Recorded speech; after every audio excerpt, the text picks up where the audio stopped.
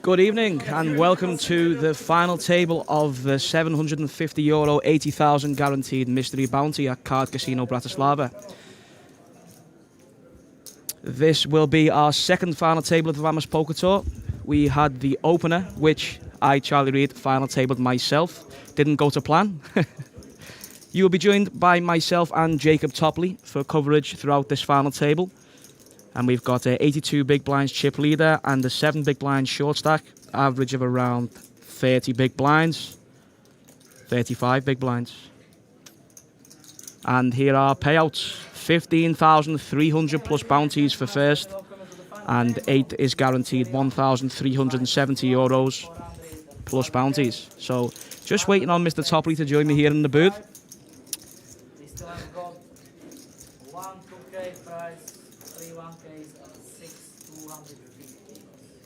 So we got 1 2K, 3 3Ks, and 2 250s. Was that the floor the most? Left to be won by the players at this final table. Here's Mr. Topley. And we are almost good to go, guys. Here at Card Casino Bratislava.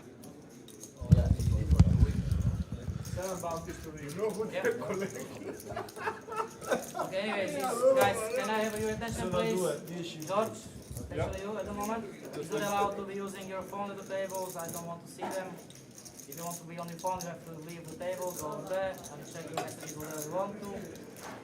So I wish you all the best. 200, 400, 70, 400. There you go.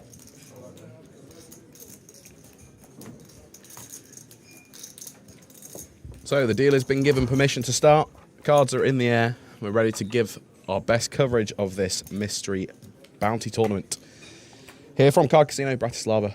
€750 buy-in. 250 that goes into the bounty prize pool. We've already lost the 8K max bounty just before we've come down to this final table. The bubble was paid with 11 players left. And 9-handed final table. Down to 8 for our feature table. And we both played in this tournament, didn't we, Charlie? We did. It didn't necessarily go to plan, but at least we're here now to commentate through the final. We both made the final table, Jacob. We have, in a way, we have both made the final table. Both of the final table. That is Vitemis. I'm very bad. He's a Greek guy. Play on the left, not with the action. 6-9 is the action. Goes for the jam against the short stack. I like it. Some Slovakian versus Slovakian action. And it's going to get through.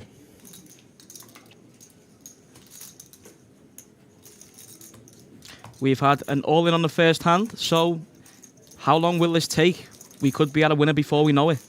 So, just having a quick look when I was upstairs, I believe the average stack is going to be around about 20 big blinds, 25 big blinds. So there's definitely some playable poker on this final table.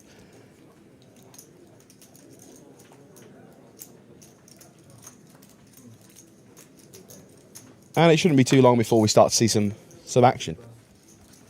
Hopefully not.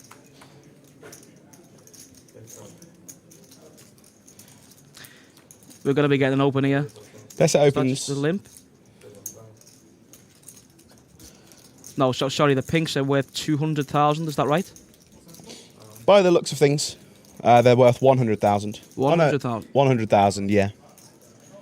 Yeah, the pinks are 100k. You should know, we played in this comp yesterday. Yeah, I thought I'd seen 4 of those chips go in, no? So those green coloured chips are worth 25k. The pinks are worth 100k. We are yet to wait confirmation for what the purple chips are worth. And we're going to see a flop, and it is the second nuts for Chalupka. Desert flopping dead. 2 overcards, no club in his hand. Goes for the C-bet. A down bet to 550k. Let's see how Chalupka decides to play this with the nuts here. What would you like to see, Charlie? Would you like to see him raise, or would you like to see him flat call? To be honest, I think we can go for the check raise on this board, because when Desert C bets, you expect he's going to have something to continue with. Nothing is supposed to be checking back this one quite a lot, I think. given the stack sizes. He does elect to go ahead and raise. I imagine Desert's going to go ahead and fold, which he does. And we can go ahead and move on.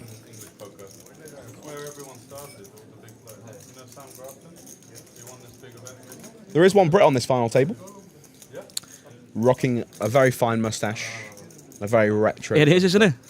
Yeah, it's very fine. Very fine choice of t-shirt as well, actually. Completely agree. The drip is on point, as they would say. As the youth would say. 15 big blinds under the gun with ace-8 off. I expect this one is going to be going into the mug. As it does.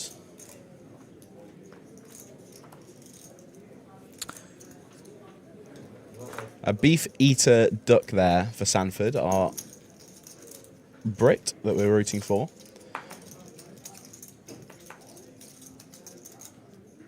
So after 30 big blinds, Giorgio electing to more than likely raise this. And they're raising chips. Can I just add as well, I spent some time with Giorgio myself across cash games, and he is a very, very pleasant guy. He likes to play the fool, actually, but you can tell he definitely knows what he's doing with poker.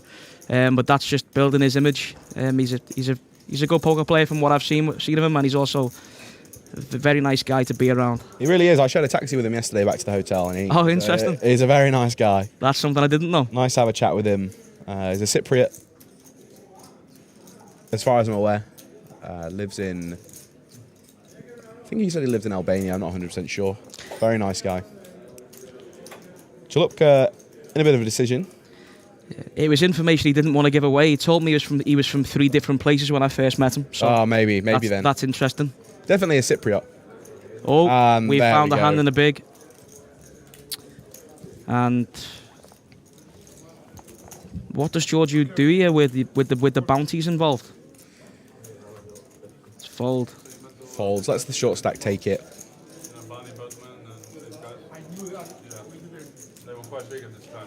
Doesn't want to go calling down with with 9 high this early on to the final table. It's an interesting dynamic now with the biggest bounties out of the way. This tournament's going to start playing more like a traditional tournament. You know, you've got less to go for with your bounties. You know, you don't need to think about that 8k jackpot when you knock someone out. You know, your average pull from the tombola now is going to be much less than what it would have been only a few players ago. So they're thinking more about the money jumps, I would imagine, rather than the actual value of what they can pull out of that envelope, should they knock the player out. And in the bounty, you want to keep your stack big, so you can, when you do pick up a nice hand, you can have that opportunity to go ahead and knock someone out. Down to the final table now, ICM becoming ever more important. We'll see how well each of the players know it, and hopefully the best man or woman wins.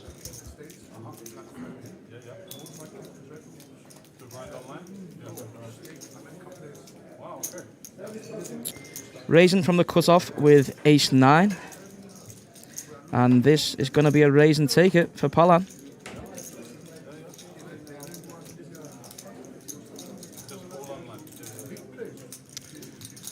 Coleman was on one of my tables in the tournament. He's a bit of a tricky player. He seems to know what he's doing in terms of making very, very good calls. So he's put in the spot a few times from what I observed on my, what can only be described as pitiful day one. And was definitely able to make the right decisions a good proportion of the time. So. You don't like the Turkish guys or what? You don't want to. It's very like glamorous, but it feels a bit like shady, you know? Dirty money. I get you.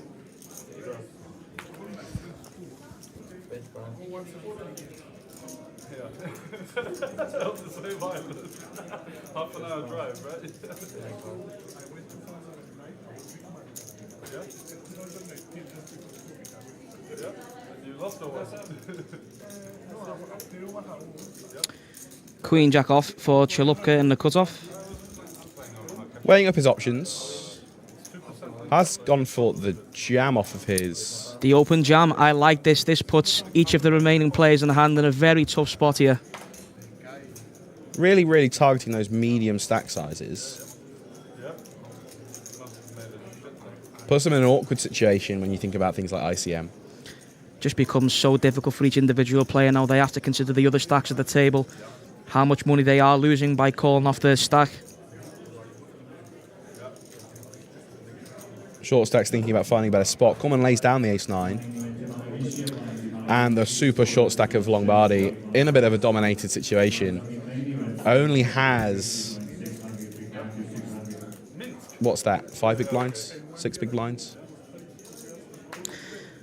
I think he'd much rather push it in than call off with the Queen 5 of diamonds, so we're going to have to be on to the next hand and see if we can find something to go with. 100% agree. I think when you're facing aggression, especially in all-in with... Was he in the cutoff when he jammed there? 3 players behind. You're expecting your opponent to show up with something strong. Queen 4, not really looking amazing. A very nicely played hand from the cutoff here on the final table at Card Casino Bratislava.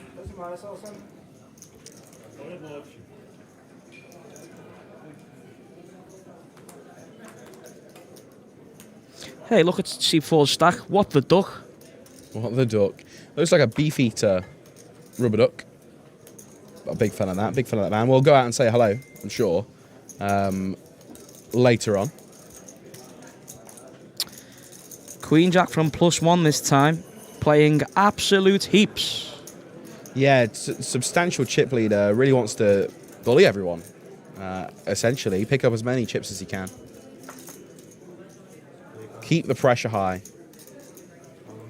Just makes it so difficult for anybody to make a play here. I mean, obviously, of course, it would help if you find a real serious hand, but when you're finding medium hands, ace-10s and ace-jacks, you just don't know what to do with them. So difficult here with the pay jumps.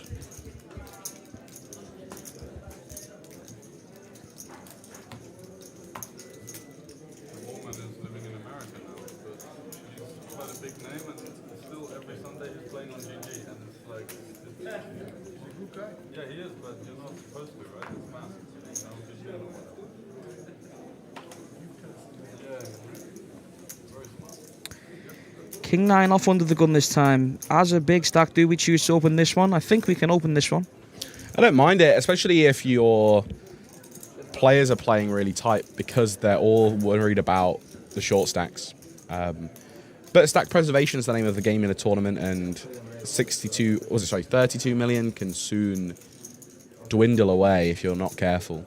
You know, it only takes a couple of min raises and rejams to all of a sudden find yourself a few million short of that, and then a few more, and before you know it, you're down to a much closer amount of chips to your opponents, which you don't really want to be in.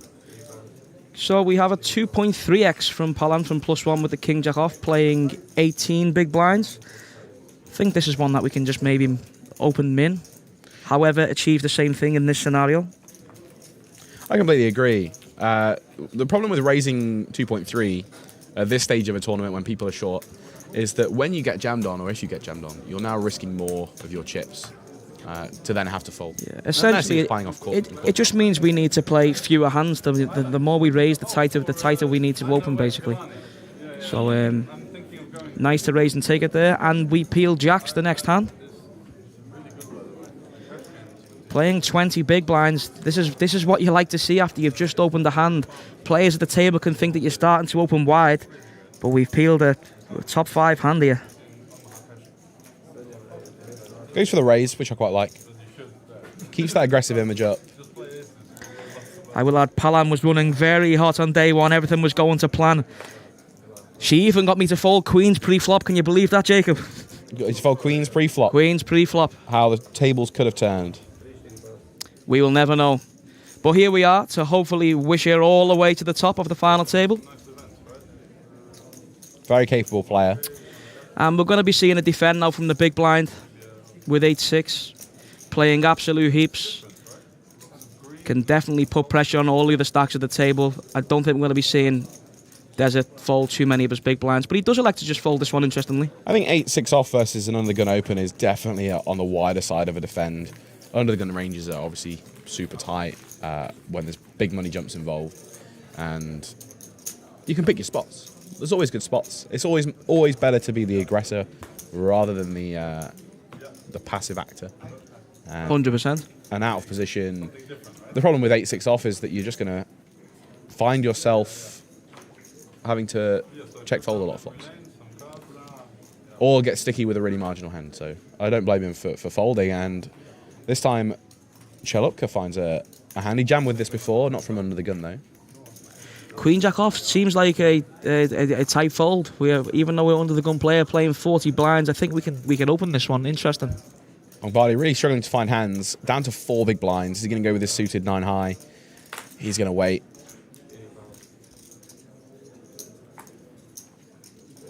Folds around to the blinds, and this is where we could see Desert start opening everything.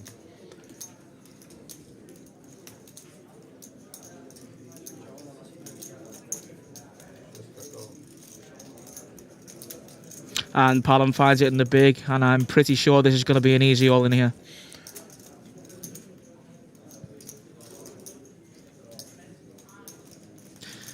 Especially given the fact that Desert is allowed to play every holding now with the short stacks to the table. It does take Palom to find a hand to move it in.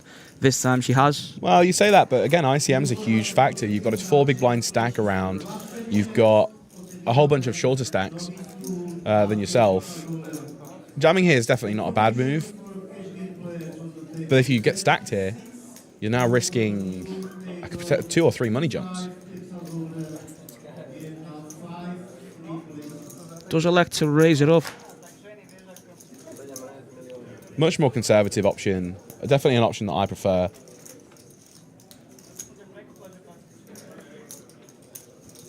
How often is Desert going to be limp calling though blind v blind? There's a lot of bad flash for nines, no? Limp calling is a tournament strategy that a lot of players are going to, or some players are going to tend to use. As a cash game reg, I'm not really too familiar with the idea of limp calling. And raise calling with 5-4 definitely out of the question. I think with a hand like 10-4, you definitely want to just do your best to generate folds. Pick up 2 big blinds, because the big blinds paying the ante as well. Pick up those blinds, add them to your already colossal stack, and just continue trying to run the table over.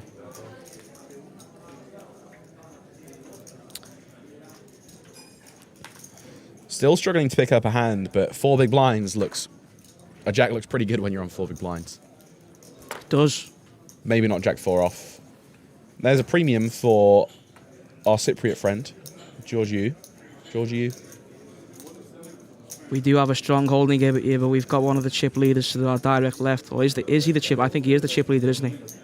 The chip leader to the right left by mountains. And oh, now what happens here? again, with the really short stacks at the table, none of these players are going to be wanting to get the chips in. I think a raise is out of the question. And from the small blind against a stack that is really similar to our own, we're obviously going to see at least a 3-bet. I think Palom's going to shove this one in. And to be honest, I think Giorgio can find the fold.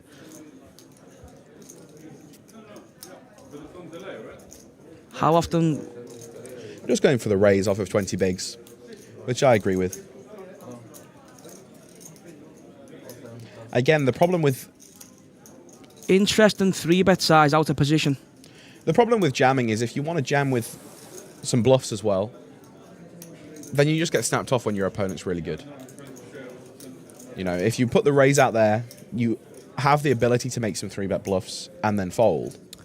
Interesting to see how Giorgio proceeds with this hand, facing the small 3-bet from the small blind.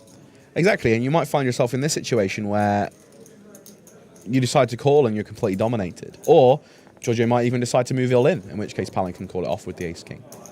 Yeah, I like how Giorgio's proceeded with this hand here. Again, it's this tiptoeing around the pay jump situation. He found himself in a pretty grim spot. Now this is danger. This is real danger. This smells of Giorgio losing a significant amount of chips. I really like the check from Palin here. Obviously easy for us to say when we can see Giorgio's hand.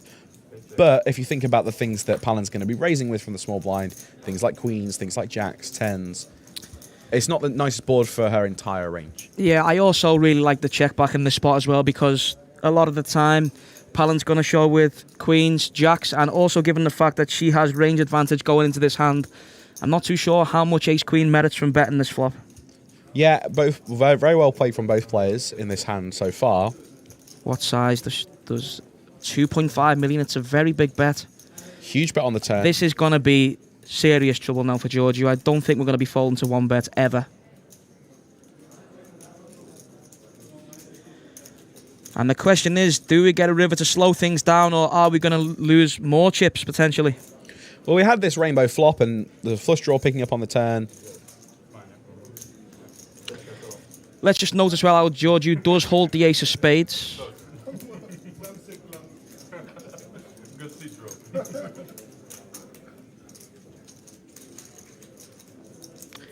How will the river look? And a Meaningless. big brick on the river. I imagine Palin, this is the time where Palin will decide to go to shove. She knows that she's beating a lot of weaker ace-x combinations. She might even get looked at by a weaker king. You have top two pair. You know your opponent's really unlikely to have a set. Goes for the check. Not And too, with SPR now of 0.5, does Giorgio go for the lot? He will be getting the snap. Do we ever see a check back on this river?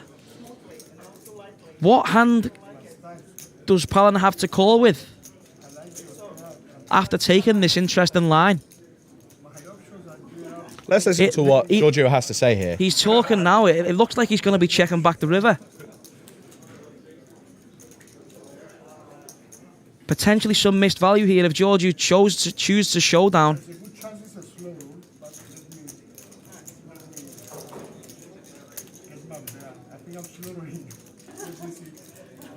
Sounds like he thinks he's ahead. Is going to be shown the bad news. Doesn't sound like a man who's going to put all the chips in. And finds the check back. Yeah, I like this check back because with the line taken, I don't see what hand 3 bets pre here. Checks flop, bets turn, checks river. That can call worse than ace queen. Well, in the mind of Palin here, she's thinking, well, I have an ace and a king. My opponent's going to struggle to have an ace or a king. I need to try and hope that my opponent decides to bluff me off of this with hands like gut shots. Suited jack 10, suited queen jack, suited queen 10, that have all had a gut shot on the flop, checked, maybe turned a spade, she doesn't have a spade in her hand, and have now bricked the river. She's got a perfect bluff catching hand. And if she gets too greedy with the value, maybe her opponent can find a fold. Now, obviously, we know that Giorgio is right at the top of his range there with the ace-queen. But in her mind, she must be thinking, well, my opponent really has a lot of air here. A lot of king-x combinations as well that are just going to never call me. I need them to try and bluff the river, or he can check back. That's fine. Yeah, I'd like to also add, with my experience of playing with Giorgio as well, I think he'd have found the fold if he was facing the lot on the river. I think it's tough to say there was some misvalue on the river there, because Giorgio is more than capable of knowing that he's a beaten man there, and the hand could have been much more harsh for somebody else at the table maybe. King, queen of diamonds in the cutoff.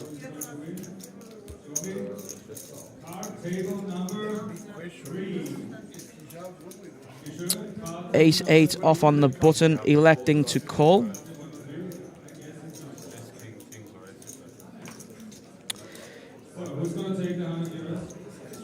What are we thinking about the call with the ace-8 off on the button, Jacob? This is one I might just elect to just toss into the muck personally.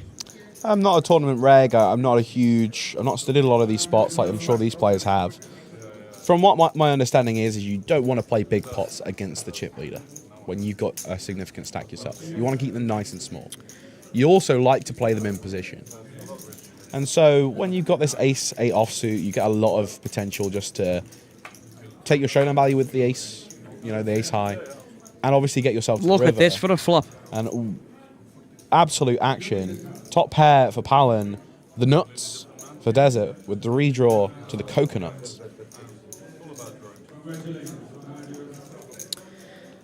The only problem is with calling with these hands, even on ace high dry boards against the chip leader, you might just have to be. You put yourself in a spot. You're gonna have to be brave and call down with just an 8 kicker, or you're gonna just have to lose the hand. So I don't know. This is one I'd maybe folded.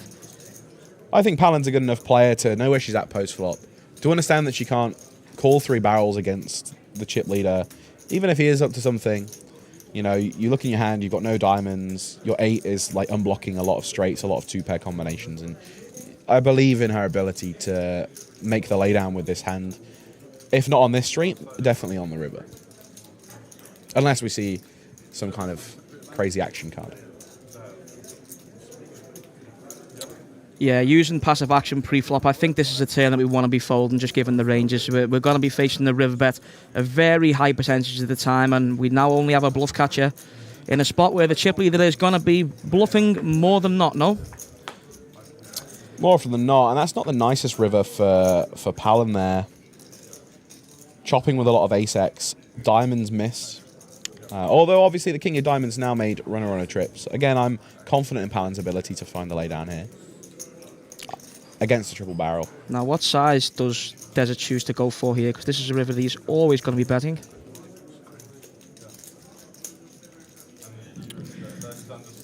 What are we targeting then? So, Palin doesn't have a flush too often. Almost never. Well, the problem with having the queen of diamonds is that you're unable to cooler your opponent with them having flopped the second nuts.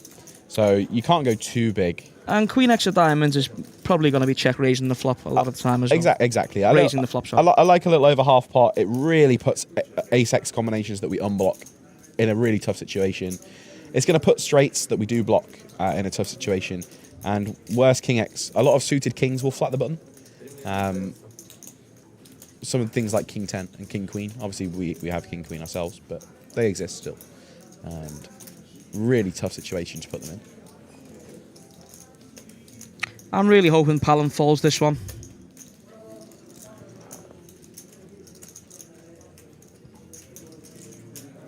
The only problem is, against an aggressive reg, this is a board where they somewhat will overbluff on, given the ranges. So sometimes you have to be brave, but I just think playing at a final table with ICM being so important, this is one we shouldn't be calling off on too frequently. Those money jumps are the important things to think about. The money jumps are what's running through these players' mind right now, not so much the bounties. Makes the call. Call it off, and 3 streets of value for Desert, and the rich get richer. The rich get richer. Running hotter than the sun. Flop the nuts twice now, I believe.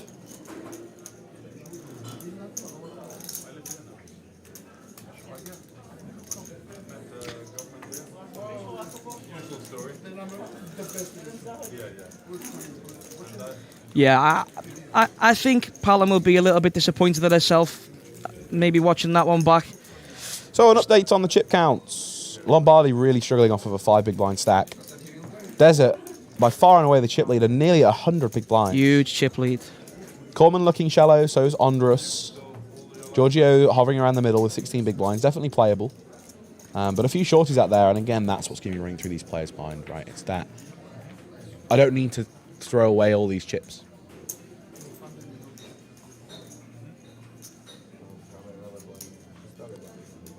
There's players out there that are going to be forced all in soon. Lombardi's under the gun. He's big blind next hand off of a 5 big blind stack. Has to wait 4 high. Can't get that in against a full ring.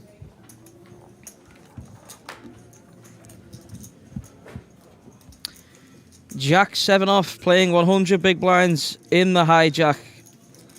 Folds. The issue with raising everything is that people really start to understand that you are opening everything. And those short stacks don't have to care about the money jumps. They just have to find good enough hands to jam with. And understand that despite having 100 big blinds against a short table, a shove of 15 to 20 big blinds is still a really significant chunk of that. So he doesn't want to be going too light. And again, with the big mystery bounties kind of dwindling. You know, the 8K's gone. I believe the 4K's gone. So we only have a 2K bounty to play for. These money jumps, if I can find them and tell you, are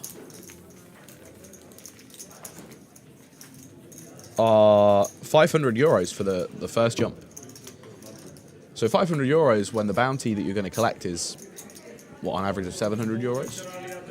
So it's going to be a, you know, close to 1100 jump when you consider the bounties. 500 euros is a tasty way to start the final table. So our blinds are up, hand 13 of this feature table. 4s plus 1 for Giorgio. This will be going into the mug.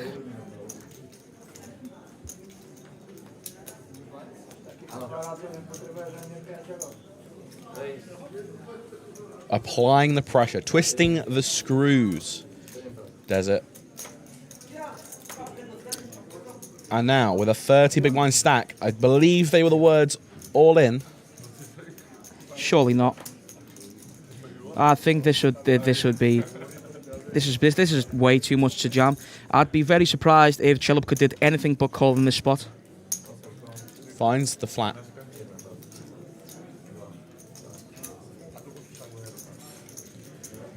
Not finding good enough for Lombardi. I mean, he's going to have to pick his moment very, very soon, but Queen 6 off, maybe not the appropriate time. He should also be thinking the longer he waits, the less chips people have to risk to win one of those bounties. Yeah. So not only will they secure a money jump by knocking him out, but they themselves personally get paid straight away. Yeah, fold equity is gone now, essentially, so he's chose to defend this one.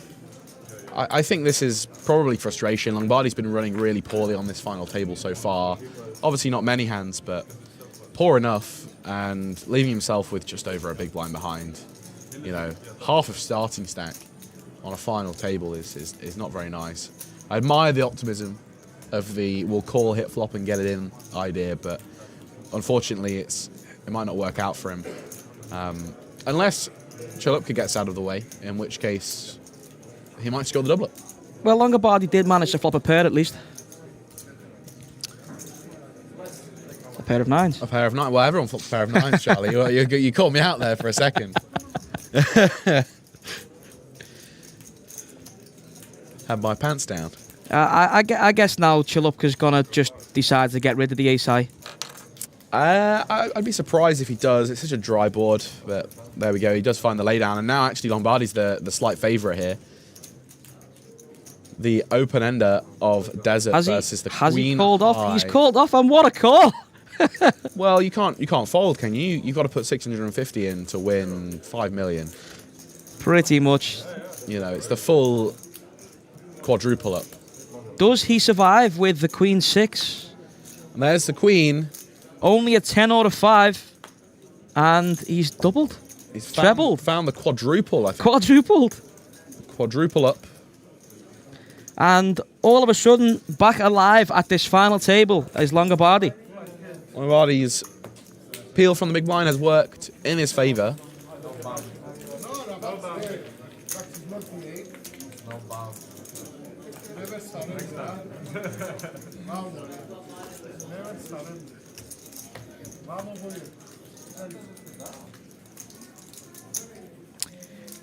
James will be joining us in the commentary booth at some point today. He has put in the chat, Dominique Palin, an integral part in making On The Bubble Festival happen, so rooting for her to do well.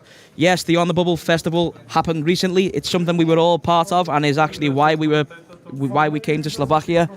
We are rooting for Dominique. She played well. She played well yesterday. She's gone all the way to the final table.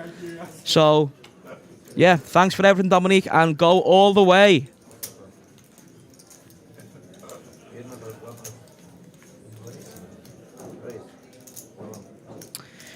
Ace Queen playing all the chips.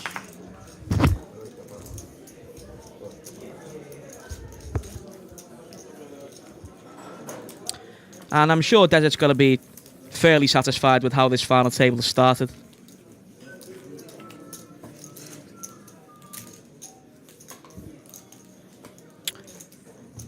know this music? And then you're going to Yeah.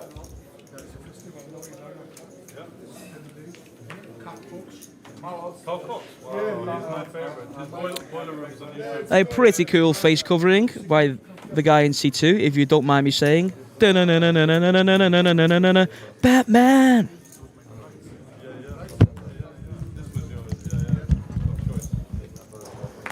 Desert continuing with his reign of terror here, raising it up with the King Jack offsuit. Knows he can be really wide. Lombardi, the best hand he's seen. Very disciplined, lays it down. It's going to work again.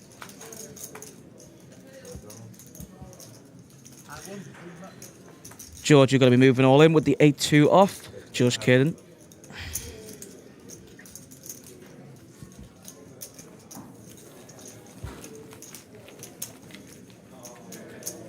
Look at the stack of pink chips.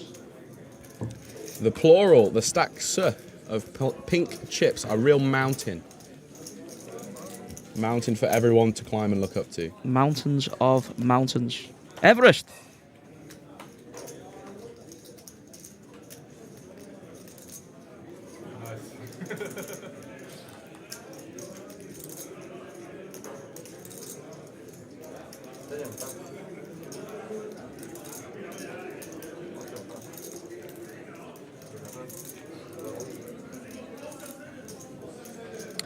Coleman decides that A6 is good enough from the hijack.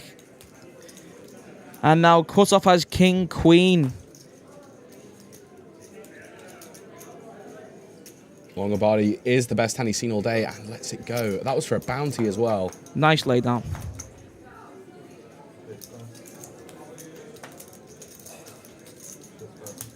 And A6 gets it through.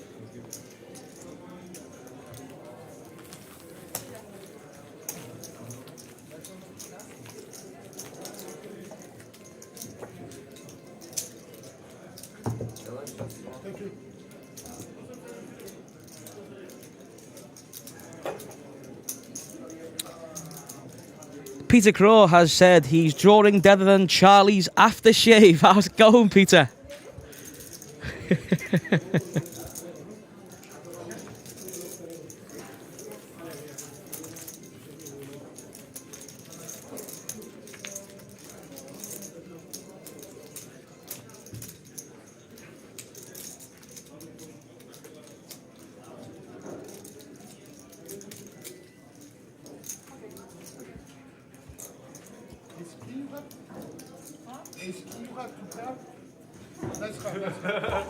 Let it go, buddy. Imagine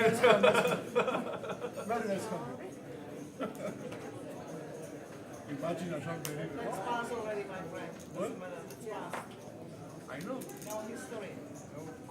What under the bridge said. But I can't control my mind.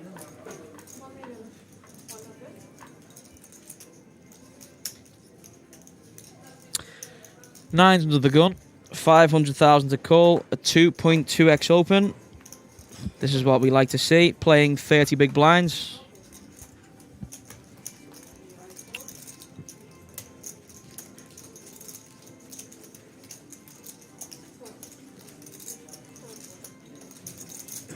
And the graphics couldn't even catch up with the rate at which those raggy hands got folded. What do you think about this final table so far? Well, it's been fairly ABC to start with. We've not seen anybody get out of line at all. Chip leader is applying the pressure he should be doing, playing the ideal role. And as far as chips, there's not been any real chip changes other than the Queen 6 and 8-6 hand. Yeah, we've seen a bit of action again between... I'm terrible with names, so you're going to have to bear with me until I see them on the graphics. But it's, I believe it's Dominique and Desert. Yeah, Desert's the chip leader. Desert is our chip leader. We can maybe refer to them as seat numbers until the graphics get it around. Yeah, perhaps. Jack 9 of spades playing sub 10 big blinds plus 2. This one should be going into the muck and correctly does so. Ace 10 off, 11 big blinds from the cutoff for Giorgio. I expect this one could be moved all in. Will he incorporate the raise half stack just in case 3 players go all in? No. Oh, he has ran into it here. And as the chip leader, he's going to be finding himself in a 70-30 spot. Desert here running hotter than a crackhead spoon on gyro day.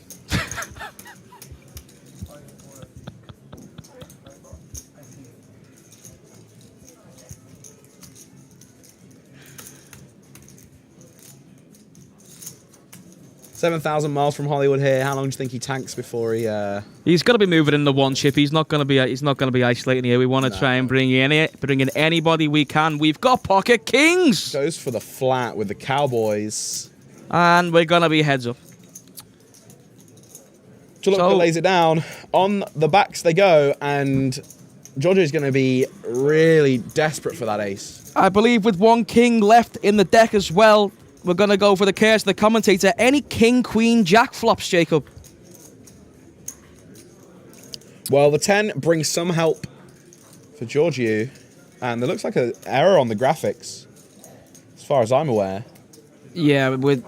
Oh, what? No, we haven't seen a turn card yet. What's going on? Let's see what happens. They're waiting. Oh, so sorry. Ace must have been the burn card. So there's 1 out less again. Yeah, we think we picked up the burn card there. So if that's the case, we've got 4 remaining outs now. Otherwise, we're going to be facing the elimination of Giorgio. And that is here. He's gone. All she wrote. Giorgio eliminated in 8th place.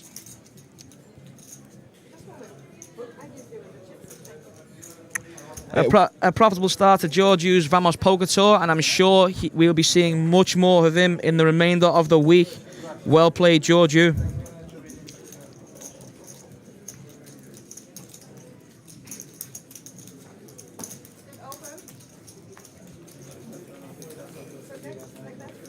Volume in the stream starting to increase. For those of you just joining us, we are now the final 7 players in the €750 buy-in, 80,000 guaranteed prize pool, mystery bounty. You're joining us for the cards up final table. We're now down to 7 players. I do not believe that man stacking in all the chips has taken his next bounty to the Tombola machine. He's going to elect to wait to do that.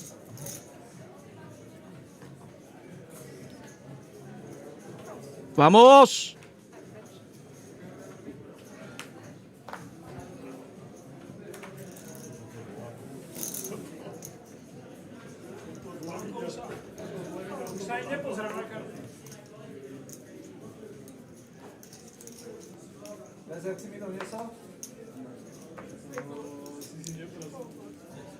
So we're having a few problems with the graphics. I imagine part of that last hand's going to play into that. So we're going to play this one blind.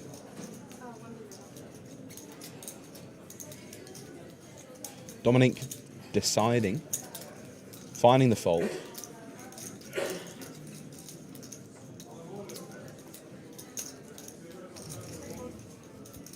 Another short stack, just laddered at one place. We have some hands. Ace, deuce, king 6. King 6 suited, 9 big blinds. Yeah, this is going to be a defend, I think. Does elect to just fold, which is also fine.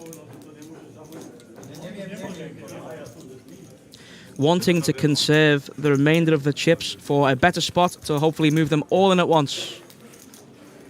Look at that mountain of chips. A real pyramid has been formed. Take it before I do.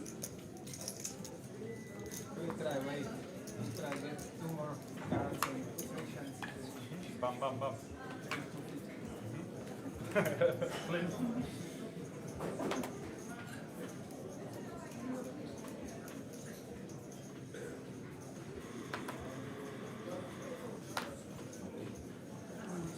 Sanford's been pretty quiet, not really picked up any situations to be in. Off of his 15 big blind stack, all you can do is be patient. You just have to wait. Action to the button with 8-3 off. If it was me, I would fold. As does Chalupka. And 10-7 into the walkies. It is a walk. Both players particularly short, trying to find themselves a situation to find the double.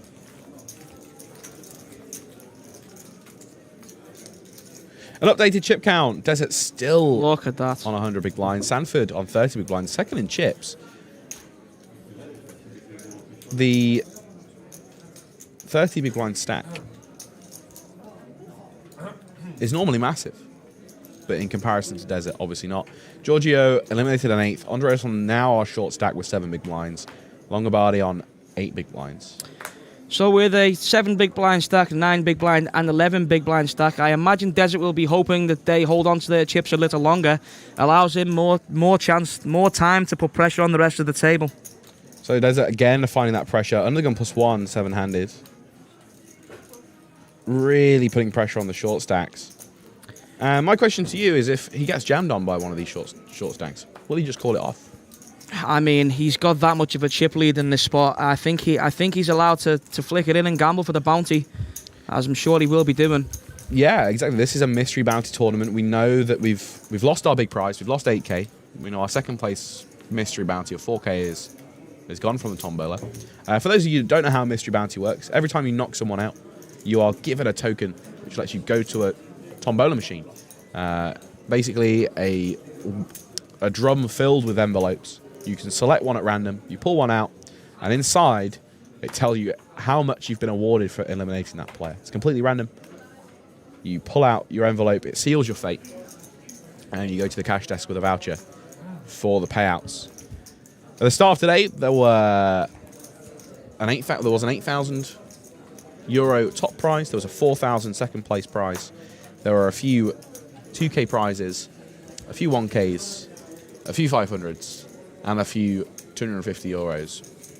Some of those had redraws inside, i.e. if you pulled one envelope out, sometimes there was an additional token, you got to pull another one out. Some of them had, I believe one of the envelopes only had a redraw. When you knock someone out, you can go again. Just for a little bit of an extra sweat for all those gamblers out there.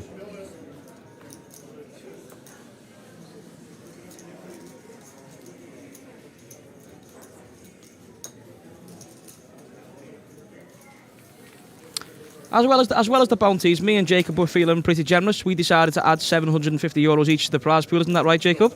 We certainly did. Have to make our presence known. Well, what's the point of coming to a poker festival if you don't play any poker?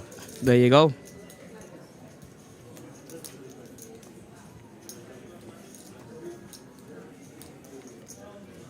And there is a close-up of the beef eater rubber ducky of our man from England, Robert Sanford, I believe.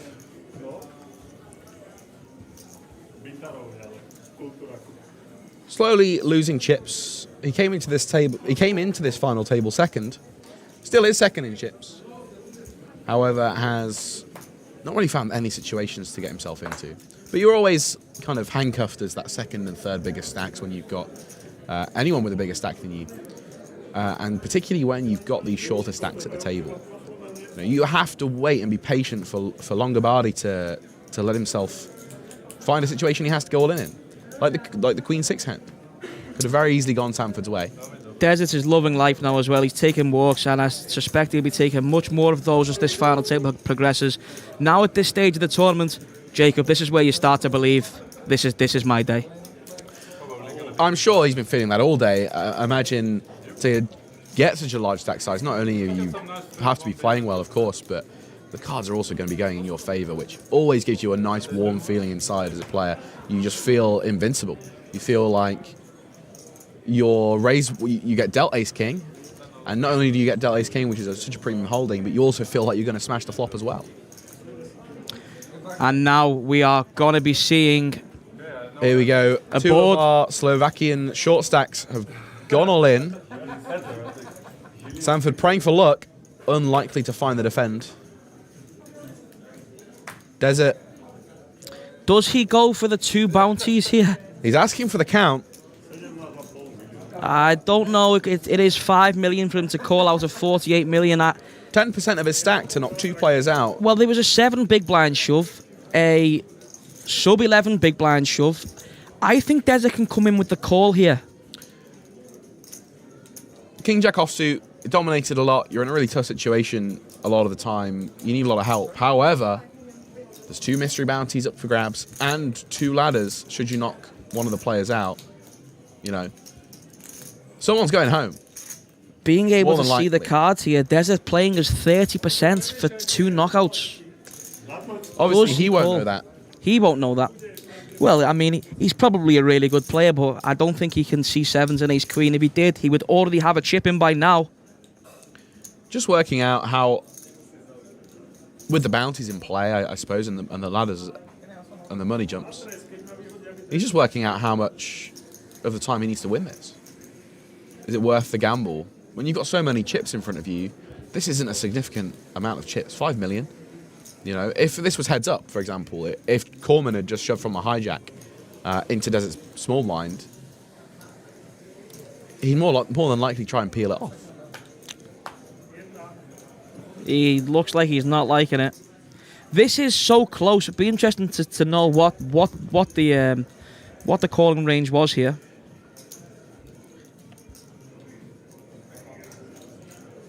I mean, Weighing up his options. even peeling king queen suited, we're facing a shove and a reshove. So yeah, this is goes into the muck, and we are now all in.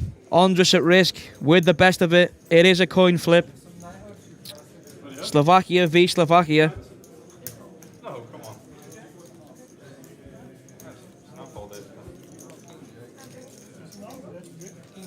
Will we be losing a player, or will some chips be shifting? Time for a flop. It's not much to gamble. Well, I believe Desert told them he was folding King Jack. He told them he folded King Jack, and as we can see, and as he knows now, it looks like he would have taken both players out. Fading a jack, an ace, or a queen for the double for Andreas to survive, and he does fade. And that's a brick. Andreas survives. Coleman down to just 3 big blinds, with the big blind approaching very quickly. So we've got XRP Andy saying, "Go Dominique, love from the main event dealers." Yeah, we've got a lot of Dominique fans on stream today, and also can I personally shout out main event dealers as former member of staff. Big love, guys. You still have massive chip lead even if you lose. I think Desert's going to be kicking himself that he didn't make that call. You only have to beat one. Even Robert Sanford is giving him the, you only have to beat one of them to take a bounty. Yeah, it really is interesting. I'd like to see the solver for that situation. I don't know if that's a call or a fall, but given the fact we can see the cards there, it's sick that he tossed it into the muck that time. Is there a solver currently now for PKO's multi-way? I mean, I don't know, Jacob. Pre-flop is possible. Post-flop, definitely not. And 3 big blinds, ace jack off is a slam dunk all in, and he's And probably. how's he found the ace jack? Yeah. Such a premium. How good do you run, Mr. Coleman? Sanford peels 10s. Now this one, how does he play? I think he shoves. Interesting to see whether he ISO'd or chose to shove, but he just chooses to isolate his 30 big blind stack. And Chalupka peels 8s. Now he's in a spot because he needs to think, 17, I think. does Sanford ever shove 7s? It's Or worth is he flipping in it's this worth spot always? noting here that Chalupka's 3rd in chips. And this is the whole point of Sanford's jam, right? 2nd in chips. Is that if you flat call, you allow Chalupka to put the big squeeze on, make the all in, and now your 10s don't feel so strong. You allow people like Desert to come along and flat call, and now you're going 3 ways for a bounty. You just want to isolate this bounty player. You want to take them out of the tournament to get that ladder, and not only that, you want to put your hand in the tombola and pull out an envelope with at least 250 euros on it. Yeah, given the fact that Chalupka is 3rd in chips, I don't think we're high up enough to call here. Chalupka's in a spot. He needs to find out how much Coleman's got. I doubt he's worried about Coleman's stack. It's 3 big blinds. It's insignificant to his own stack, really. What he needs to know is, does Sanford have him covered, which we believe he does? And how wide would Sanford be ISO jamming off of a 30 big blind stack? Yeah, if Chilukpa thinks that Sanford is gonna get it in with all pairs here, then he needs to go with it. Does elect to make the good fold, and now we are gonna be flipping, and we could be losing Coleman, needing to hit an ace or a jack. All in and a flip. A clean flop for Sanford. No help for Coleman on that flop. Some runner outs. Down, please. That's 6 on not the turn. one of them. Any ace or any jack? A 14% chance for Coleman to survive on this final table, and he misses. It is a big miss, and we have lost Coleman. He's been eliminated in 6th place. For a tidy little payday. Not a bad couple of days' work. 7th place. Sorry, 7th place. Not a bad couple of days' work. There was 6-handed on this final table now.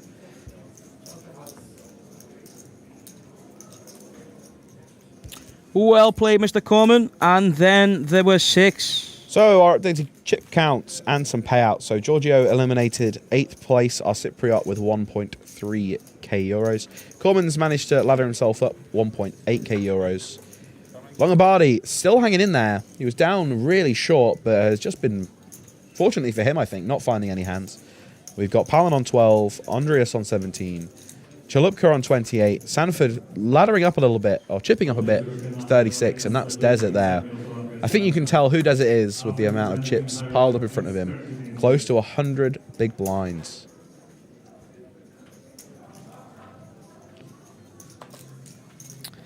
We're actually not far from the territory of where chip leader can start to just open jam. 36 big blinds effective, little too big, but when everybody starts to become to sub 25 big blinds, 20 big blinds, he can deploy the open jam a lot more, putting lots of pressure on all of the other players at this final table. So Sanford finding an open here from the hijack.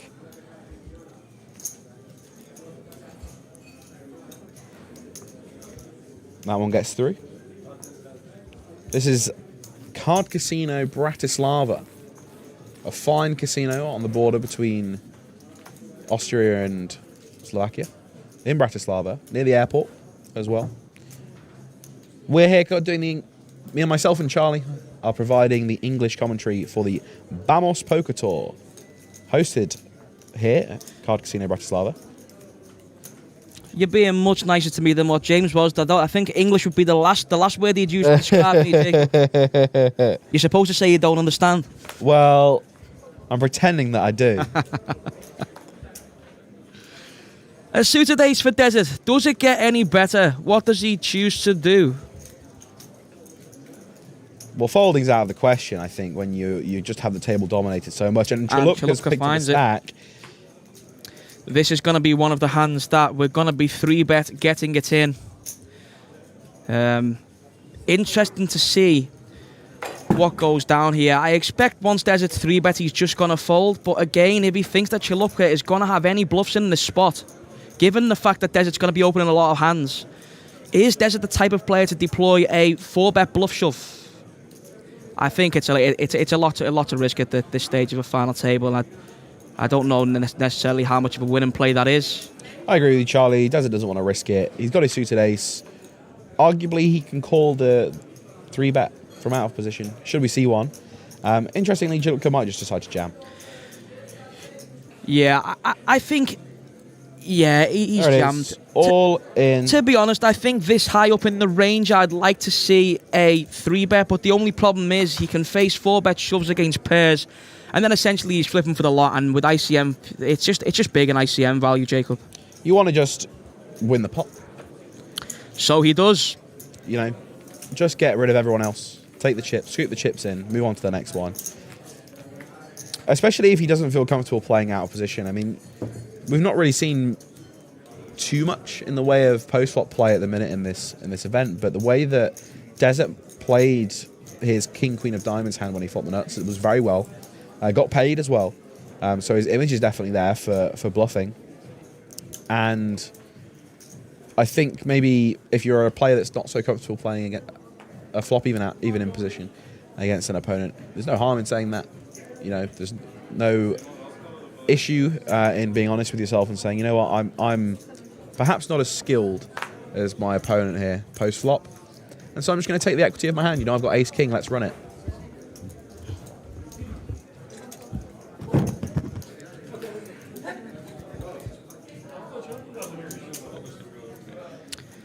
Two little ducks for desert. And ace king for Sanford in the big blind.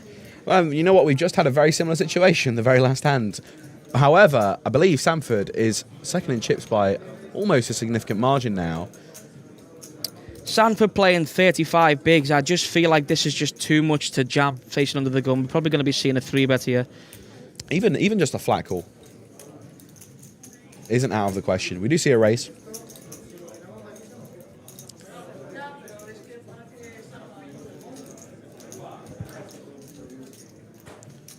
$3.8 million. Quite substantial. 3.5x. Yeah, he has to choose a good size here because the hands the desert will be open under the gun. He does get to continue with a lot of them. I don't know how often he's going to be doing that with his small pairs. So he does elect to just fold the deuces. And a nice pickle from Sanford. Well, we've seen Desert really open wide, and you are not allowed to use your phones at the table while you're on the feature table. However, once we hit a break, even if one of their friends comes and just says, I don't know, maybe they do check their phone, and they get relayed the information that, you know, Desert's opening really wide, much wider than even I would probably open on a final table like this. And I can be known to really give it some as well. So once that's relayed to all the players, then we might start seeing the 3-bet bluffs come out. Then we might start seeing the, I'm going to pick this spot, hope it's good timing. I've got a blocker maybe, some kind of weak ace. Under the gun, 6-handed, ace-jack off, playing 12 big blinds, effective as Palan. This is Dominique. This one is just going to go all in, I think. She's, as James put in the chat, an integral part of making the On The Ball Festival happen, making festivals like this happen. Wishing her all the best as she moves all the chips in. Gets through 1, gets through 2. Lombardi not picking up the best hands anyway, and it's going to get all the way through. She's going to find herself with a nice little chip up there from the 12 big blind stack.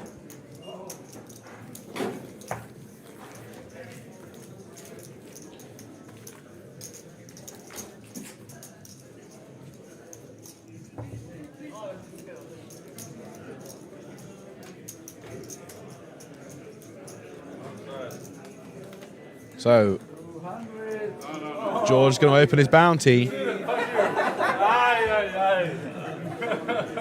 How much did he peel? Get the sweat side. It's the wrong side. I'm going to see the 2 straight away. Just trying to listen in here to see how much he's picked up. It sounds like it was the 2000 that's just gone. I heard him say something about seeing a 2 straight away. As Andreas finds ace-8 offsuit and Lombardi finds 9s. This could be... Yeah, this is going in. Lombardi's down to sub-5 big blinds. Ace-8 off for 15 big blinds from the hijack. I think this might be too wide of a shove with ICM in play.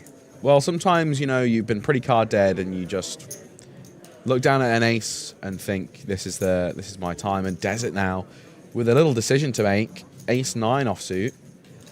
Already kicking himself and reeling a little bit from folding his king-jack before. Yeah, so he's back in a similar spot before. It's a chance to eliminate 2 players. However, I do think this one's going to go into the muck as well. I think Andreas has shoved for just a bit too much. And that's the benefit of shoving with smaller aces, is that sometimes you get bigger aces just to fold.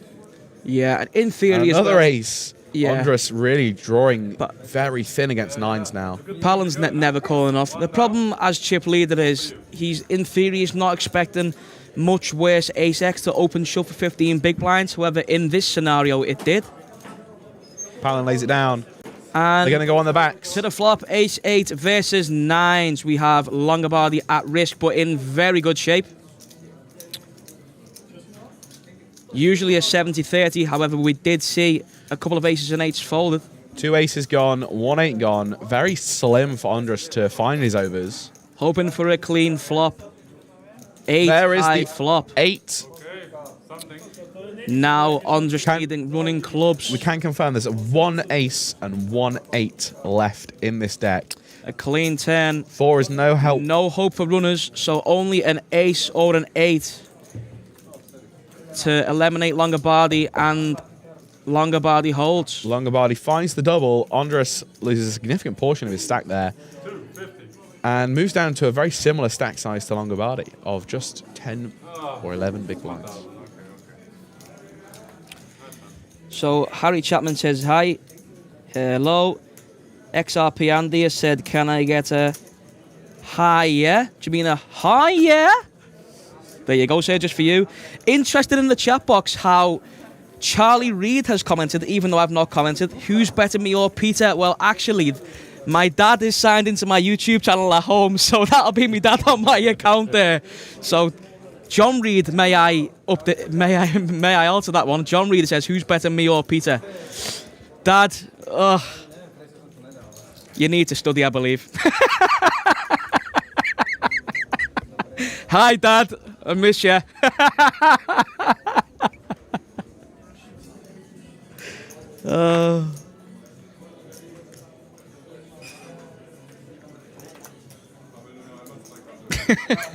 He signed into my YouTube account at home.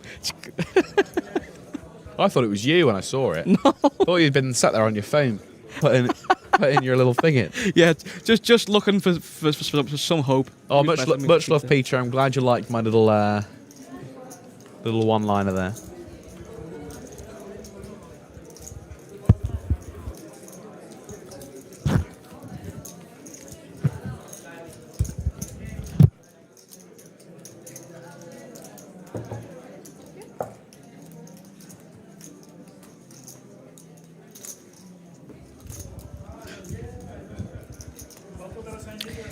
Andy says, call for sure, no-brainer. I'm not sure which hand he's referring to, but yeah, sure. Call. Hope for the best. See what goes down.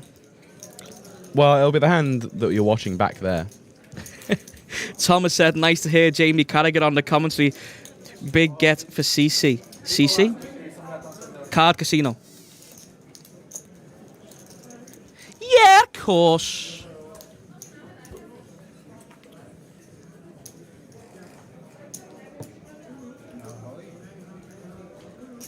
Fours for Lombardi with just the 10, or, well, almost 12 big blinds now.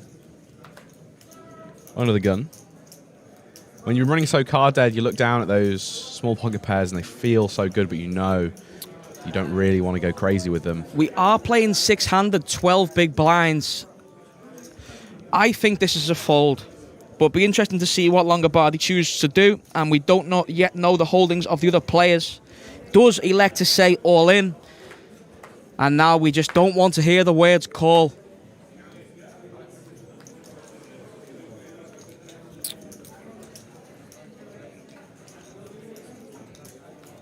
Unless 9-4 decides to go with it, which I expect it doesn't. An ace folds. King 10 suited for a bounty with 12 big blinds paying 30. Also a very short stack in the big blind, if we don't forget. Just lost to Lombardi with the ace-8. As expected, King 10 of diamonds folds here. And fours get it through. Just too much to risk. 12 big blinds out of a 30 big blind stack. If you lose, you're then going to be having a stack size where your tournament is on the line. Still has a playable stack of 30 big blinds. Another very nice chip up there.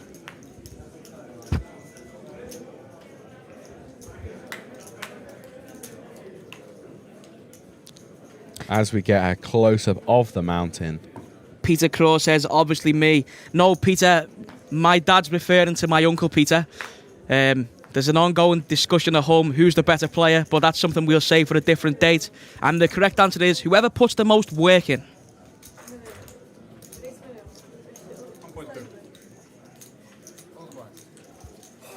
1 minute in. Should be new ones, no? Ja, niemals.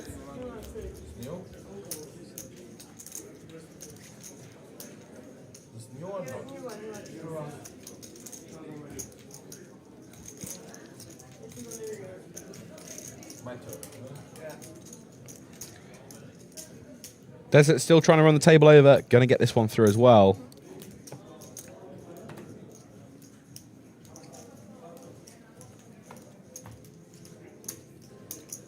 So then, Jacob, we spoke a lot about Bratislava in general during the Honourable 5-5 Cash Game Festival stream. What's your overall thoughts on Slovakia for everybody joining us now and also thinking of coming to visit Card Casino Bratislava? You like it, don't you? I am a huge fan of Slovakia and Bratislava. You know, as we were saying to Ethan when we were in the booth the other day, I'd regretted not going out and about and seeing the city.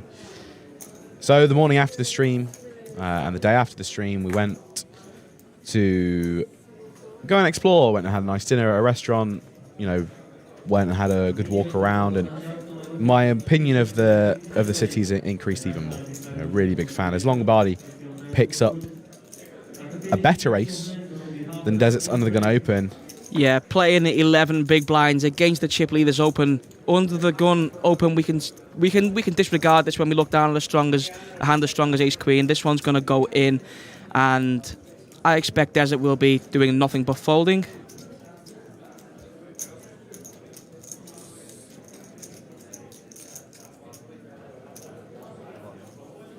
There's the all-in.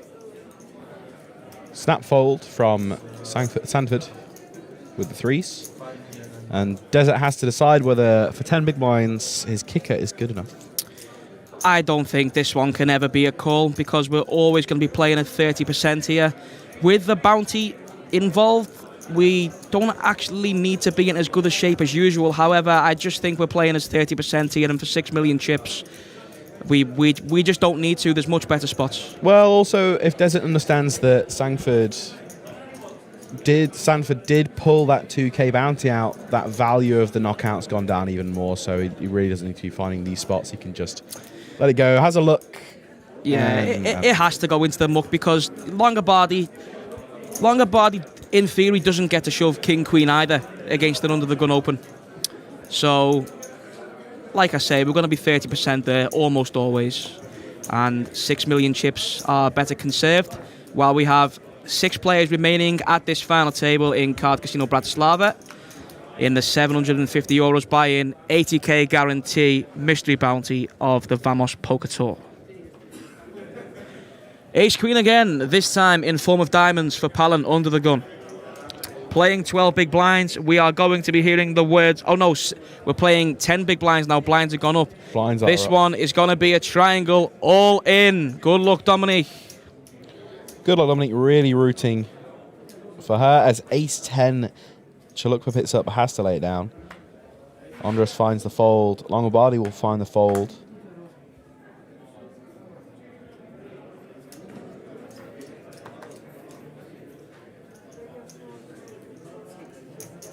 And it's going to get through. Another nice chip up. That's 2 in a row from the under the gun position for Dominique there.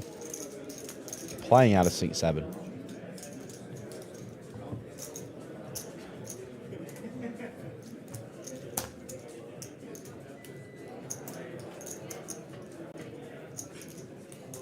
Let's go, George.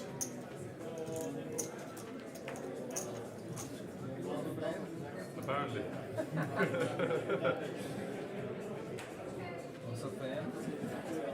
So 10-3 gets out of the way. Andreas, off of a really short stack, just 6 big blinds, finds King 10. Sorry, finds King 8. Yeah, Puts it in. playing 6 big blinds. We've got King 8 from the hijack, just about goes in, I think. Now Sanford peels Ace Jack, and we are going to be seeing at least a call here. Playing 30 big blinds, but considering in a similar position before he ripped 10s for 30 bigs, I expect Ace Jack will be doing nothing but the same. And yes, does say all in. Really like the way that Sanford's playing this. Just really stops any playback from Desert. You know, like we mentioned before, if he flat calls, Desert can find the squeeze. If he decides to raise himself, then he can be raised off the pot again. Andreas needs a king or an 8. So King. King, Queen, 6 board. Picks up a gut shot. Sanford does. We've picked up the burn card again, I think. 6 is not being put out yet. Oh, it has. King, Queen, 6. So the deuce was the burn card. Apologies about that one. So King 8 for Andreas. What is going on here? Queen 4 is not all in. And that is the nuts. 6. And Andreas is drawing dead. From shifting from a flip to so far in front to dead in the turn of a card. And we lose Andreas in 6th place. And Sanford eliminating another one. Another bounty. Another chip up. And we could see these two players go to the final table, Sanford and Desert. Both starting to pick up a lot of chips now. As we're down to 5-handed.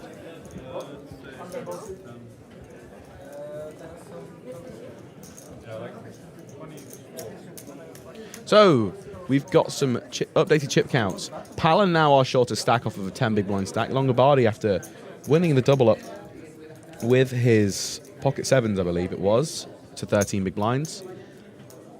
I didn't get a chance to read the other ones, but we know that the big 3 are Sanford, Desert, and a player whose name I do struggle to pronounce. Player by the name of Chalupka. I expect in the hands where Sanford does decide to fold, we will now be seeing much more of the open jam potentially from Desert, as everybody else is 25 big blinds or shallower, and that just puts a lot of pressure on all of the other players ICM-wise. However, a hand like Ace-Jack of Diamonds is one we can induce, and nothing wants to play. Taking that one down as Desert from the button. I've just been told by a gentleman by the name of Jack Smith that it is George Stanford, not Robert Stanford. George Stanford. George Stanford. Sanford. Sanford. Stanford. Sandford. We'll get there eventually, I'm sure. Pulls another bounty out. That's why he's out of his seat. What do you think?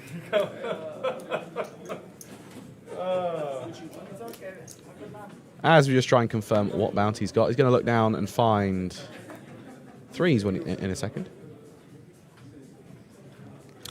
Now, even though we are short-handed, chip leader on the direct left, I wouldn't mind a fold here.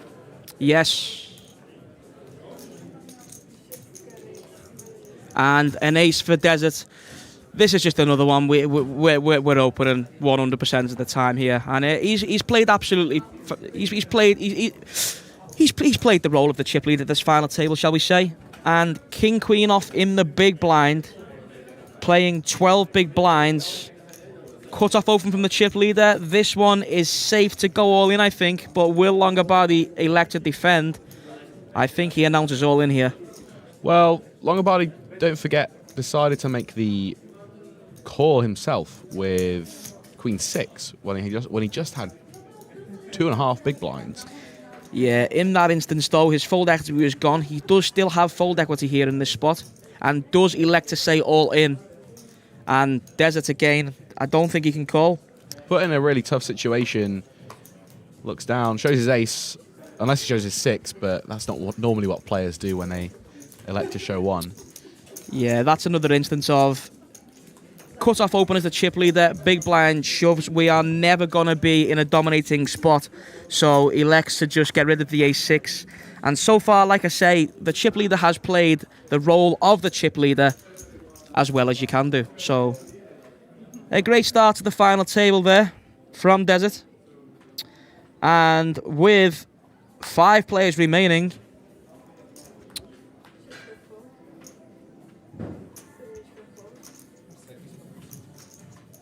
aces, 25 big blinds effective. She's busy, I think. Wouldn't be surprised to see the min open here. In the room upstairs, the dark room. No. All in looks a bit stronger. Min open looks like you're trying to see the blinds. Allow some playback from players like Lombardi, who picks up Queen 7 No. against the button open. Would be bad timing if he decides to pull the trigger. He's thinking about it. Oh. What's he elected to do here? He's called from the small blind. Finds the flat call. Gives Sanford a good price, but with 6-4 offsuit. Yeah, playing 15 big blinds here from the small blind. I think Lombardi's. I think this is too wide of a call. However, he does elect to, and Sanford choosing to not defend, even though he was getting an incredible price from the big blind there. You with can't 6-4 off. blame him. You know, he's going to play out of position. You're going to flop bottom pair a lot of the time. There's a 7 in the window. This could spell trouble for Lombardi. Yeah, now this could be danger. Backdoor flush draw. Very few big blinds. A small stacked pot ratio. All spells trouble.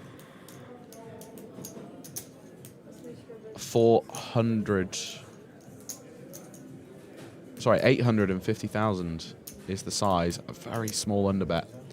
1/4 pot. Yeah, I think the sizing could be a little bit off here as well. This is one that I'd choose to go a third on. There's lots of bad turns here for aces. Playing against a small blind. Actually, I think you should be going bigger, personally. Yeah. 2/3 really is a good sizing. Your opponent's going to have a lot of 9x. Your opponent might even have some smaller traps as well. And you really, really put them in a tough situation with flush draws and things. But So this one goes back call. Lombardi deciding to call. Can't go anywhere. Backdoor flush draw. 5.3 million chips in the middle and the 9 on the turn. This is going to slow down action. Yeah, this one's probably going to go check here because small blind does have some 9x. However, still not too much. Playing the 15 big blind stack. Does he call with hands like Jack-9 suited, 10-9 suited potentially? Now, obviously, we know he can have these hands as he's coming along with Queen-7 of clubs. But does Schlupka know that now? With the diamonds out there, still looking to bet again. I'd prefer to check back here and potentially bluff catch on the river, but we're going for another street. Chips. 1-point-something million, I think. Another small bet. 1.9 million. Now, again, I expect Lombardi will... He just folds. I expected to have continued that card, but does decide just to get out of the way, and he was correct to this time.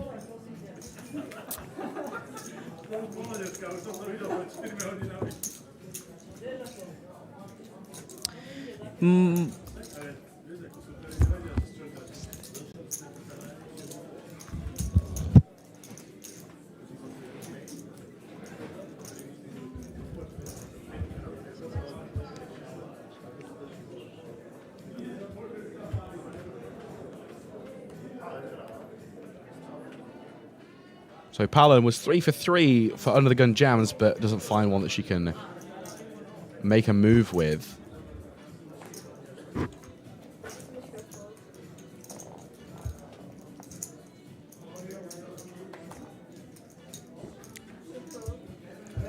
Lombardi folding his button, an 8-10 offsuit for Sanford. George Sanford to correct my earlier mistakes. Yeah, I really like this play from Sanford here, just choosing to complete with the chip leader on his direct left. ICM, we're going to be facing a lot of pressure. This one is going to be checked, and we will see a flop. So it is ace high. Yeah, this is a flop, that small blind. After it's gone complete check, this is one we can bet one big blind on almost always. Does elect to do so, and will be taking it down, I guess, unless Desert has any other ideas. Lets it go. Which he doesn't.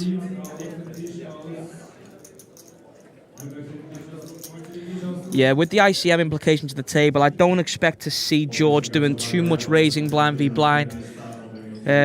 He will be limping considerably, and on boards, ace high, king high, does get to bet one big blind very often and pick up the 2.5 big blinds.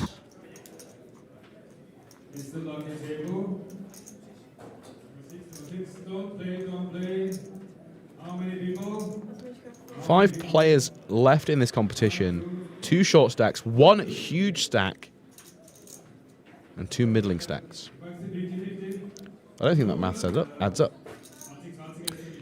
Peter Crow says, actually, I'll be messaging Charlie for some advice on hands. Peter, for you, it's free of charge, sir. Whenever you like. Lombardi finding the all-in with 5s. Sanford can't really defend the button unless it's significantly small. 12 or 13. Saying, get your hands out of the way. The dealer will do it quicker, which he's not wrong about. He said it much more politely than I would have. Yeah, with ICM, I just don't think Sanford can come along now, especially given the biggest bounties. I think this one just goes into the muck. Biggest bounties are gone. Chip EV worth much more now.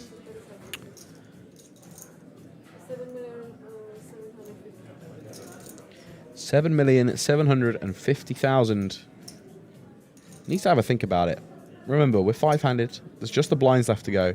And let's it go. As expected, let it go. And 10s. Desert. And this final table just couldn't be going much better. Desert is in an excellent spot now, playing at 82%. Just a 5 to help Lombardi. Shall we have a sweat? Are we going for 4, 6, 7? Anyone? I want all hearts. Actually, no, that wouldn't be a sweat. Lombardi finds the flop. One of the 2 5s. And now, needing to fade a 10 or running clubs. It's a great turn card. Everybody loves a sweat. 77% chance of survival for Lombardi. A club or a 10, and he will be eliminated. Oh, it's sick!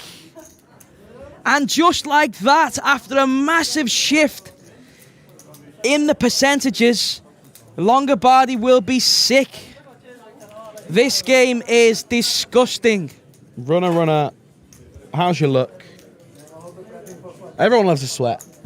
We get the set on the flop, a club on the turn, and a club on the river. Seals the fate of Lombardi, who is eliminated in 5th place. We're down to 4 players at the VPT Mystery Bounty. Final day. Exiting for a healthy pot of a healthy bag of 3,100. 8 big blinds for Palin. Chalupka down to 29. 40 big blinds for Sanford. And Desert still riding high at 86. ICM not meaning as much now to Dominique. She is the clear short stack, so I expect she will be making her move very shortly. And all of us are sending the best of luck to Dominique. And the chip leader peels an ace on the button. And so far, everything's going rosy. Coming up roses for Desert there.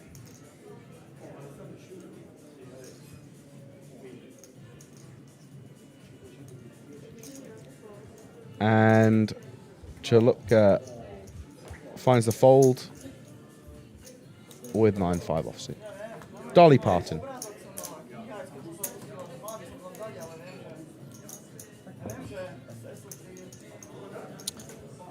A top 4 finish guaranteed for Dominique. I spent a lot of time playing with her yesterday. She was solid. So happy days. Top 4 minimum. So well done, Dominique. 4,245 euros is the next payout. They're all guaranteed. They've all locked that up, as they would say. The next jump is 1,600 euros. Here we go. Dominique is going to be all in with Queen 10 off, playing the final 8 big blinds from the button. And Queen 8 suited is going to go into the muck. Do we find a call in the big blind? The painful look on his face tells me he's not got the best hand in the world.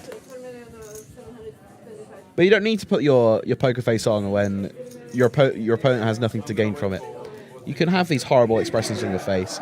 Sanford with the suited king, he needs the count. He's going to be told it's less than 10 big blinds. Yeah. I imagine he just needs to get the money in. This one's 8 big blinds. This is one we're going to be seeing Sanford call off, I think. We're going to be playing for the bounty. 1K times 2, you got 2 1Ks. No, Especially if he thinks that Dominique is going to be shoving the button correctly here. King 6 is going to be looking this one up.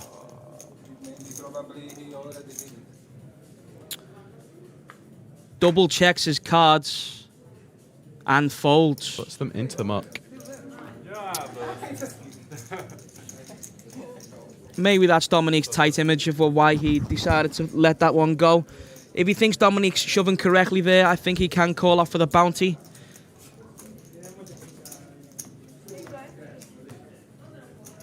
Yeah, there was actually a funny hand yesterday where Dominique was putting someone to the test. She was all in with the nuts, and she was using speech play a lot. She was saying to him, I'm a woman, I always have to have it, right? Which was comical, but she actually had it. So, Oh, it's the, yeah. Get out of jail card. Like, love and life here in the final four is Dominique. And Chalupka with ace-9 off, playing 25 big blinds on the button. Goes for the race. Just to 600k. Now, the problem with opening button here is with Dominique's stack size, it allows one of the biggest stacks to put lots of pressure on him here. And with almost his entire range, it's going to be tough for him to proceed. And Desert decides to take the more conservative route in this hand with Queen 8 off. We go to a flop. No help for either player.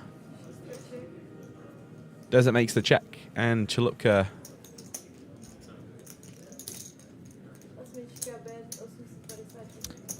finds a bet from the sounds of things. Yeah, on a King Jack 3 flop, it's going to be very difficult for Desert to win the hand, regardless of holding. This is going to be all of the buttons board. And as expected, Chalupka takes down that one. Vikram Digpal said, fuming I couldn't play this event. Good comms, boys. Cheers, Vic. Vic was out with us for the On the Bubble Festival. That ended on the 20th. He flew home yesterday. Very nice to have his company. Yeah, cheers, Vic. See you again soon, pal.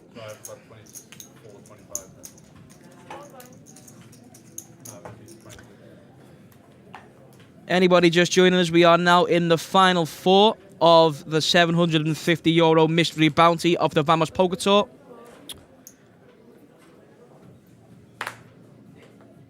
Action on Sanford on the button, playing 40 big blinds. I expect them to open this one.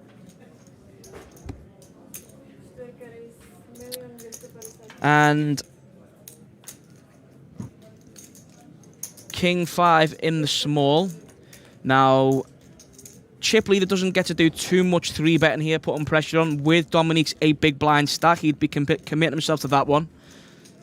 So, not the worst spot to open his buttons for Sanford here. And Dominique playing the 8 big blind stack has got Queen 4 of clubs.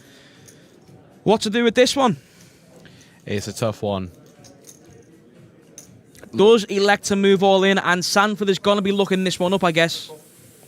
Snaps it off, and Dominique is going to be at risk playing as 40% here. You think I'm folding? Queen or a 4 for the survival of Dominique, and the flop is clean. No help for Dominique here. No help for Palin. Turn. King on the turn. Only a queen or a 4, or we'll be losing Dominique in 4th place. And that's the end for Dominique. Very Ace well played. High, good. Another elimination by Sanford, who seems to have knocked out every player on this table. Feels that way. Very well played to Dominique. And now the chips remaining is 85 big blinds for Desert, 49 big blinds for Sanford, and Chalupka with a healthy 30 big blind stack. So we're now 30 big blinds effective for this 3-handed match. And players are discussing a break.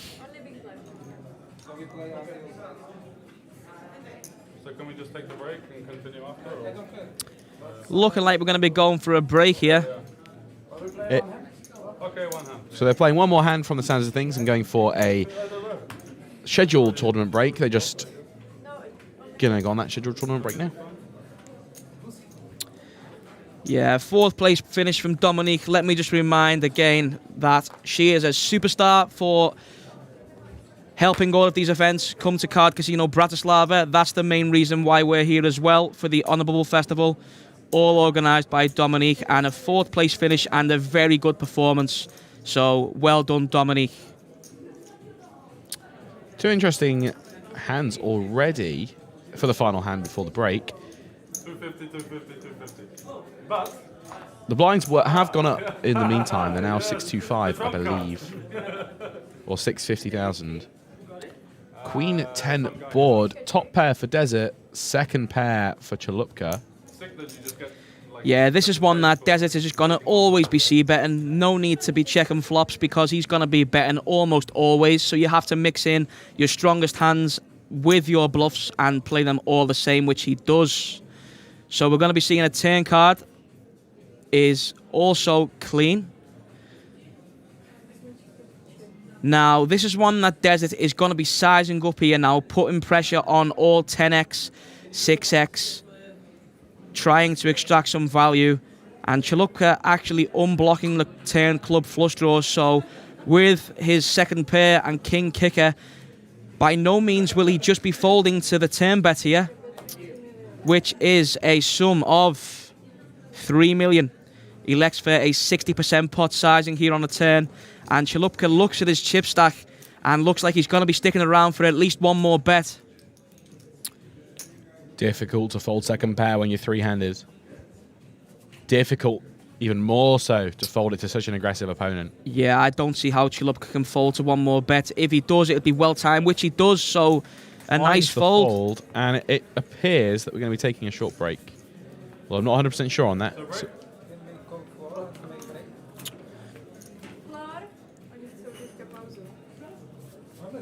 right, verdict. Break or no break?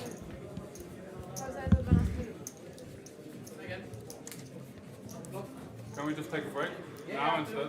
Yeah. Thank you. Floor grants the break. So 3 players left. We will be back shortly. Don't go anywhere.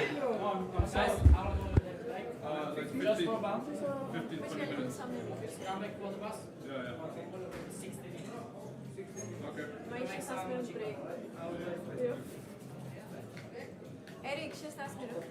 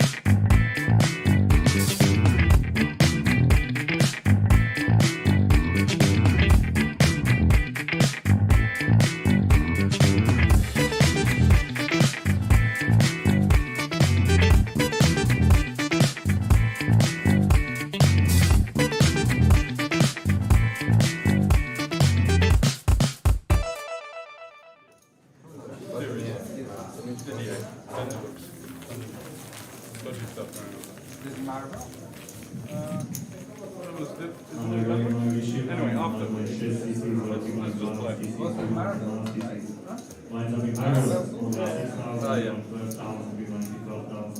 Oh, yeah.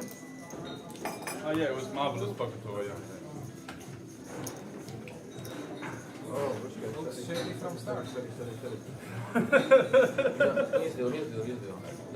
Okay.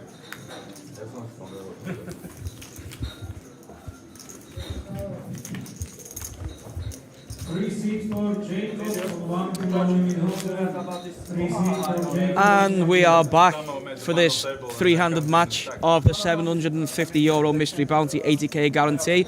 And I've now been joined in the commentary booth by the man himself, J-Abs, James Ablett. Welcome back, sir. How's it going? Yeah, not bad. How are you? All good, yeah. Have you been enjoying this? Yeah, it's amazing. You know, tournament poker, even though it can be very frustrating to play, to watch, it's not as frustrating. Can't lose the clips myself, so yeah. It's been a fast final table. We've had eliminations, quick and fast, and we're now down to three-handed.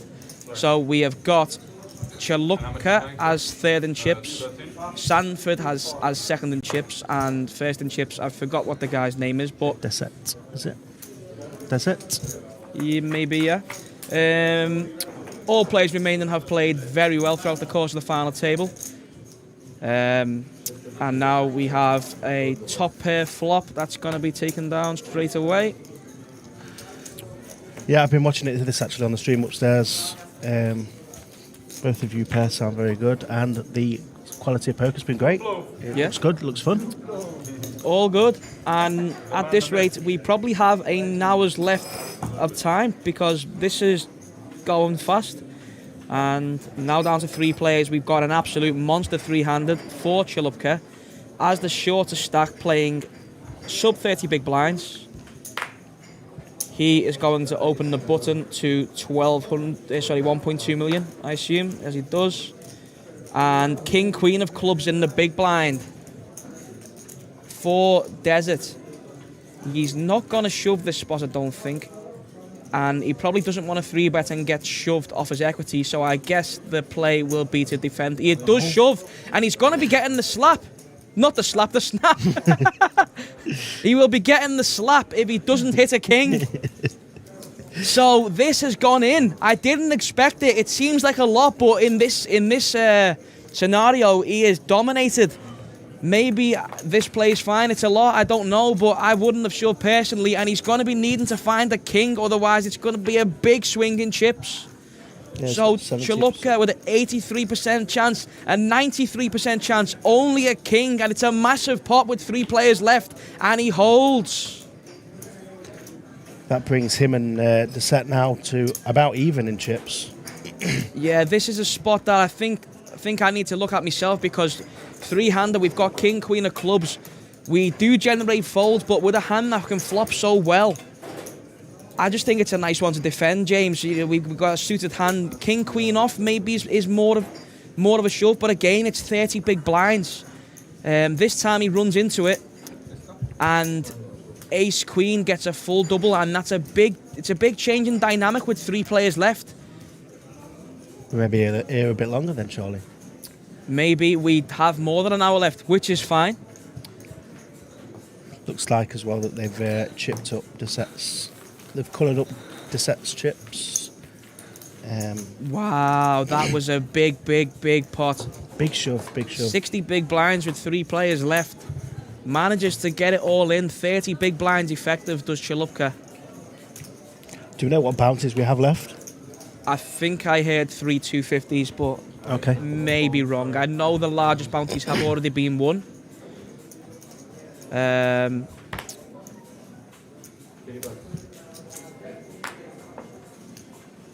8-9 off in the small. probably see a limp here. Yeah, again, our hand can flop well. We don't want to get raised off it. Chalupka has peeled a monster in the big blind. So we are now playing a 40 big blind effective pot. No, that's wrong. A 50 big blind effective pot. Stack sizes. I'm expecting him to go somewhere between 2.1 and 2.4 million here. That would be big. 2.2 million. So elects for just shy of 4x blind v blind over the limp. And I expect that 8-9 off will be calling and seeing if we can flop something. But maybe Desert has other ideas.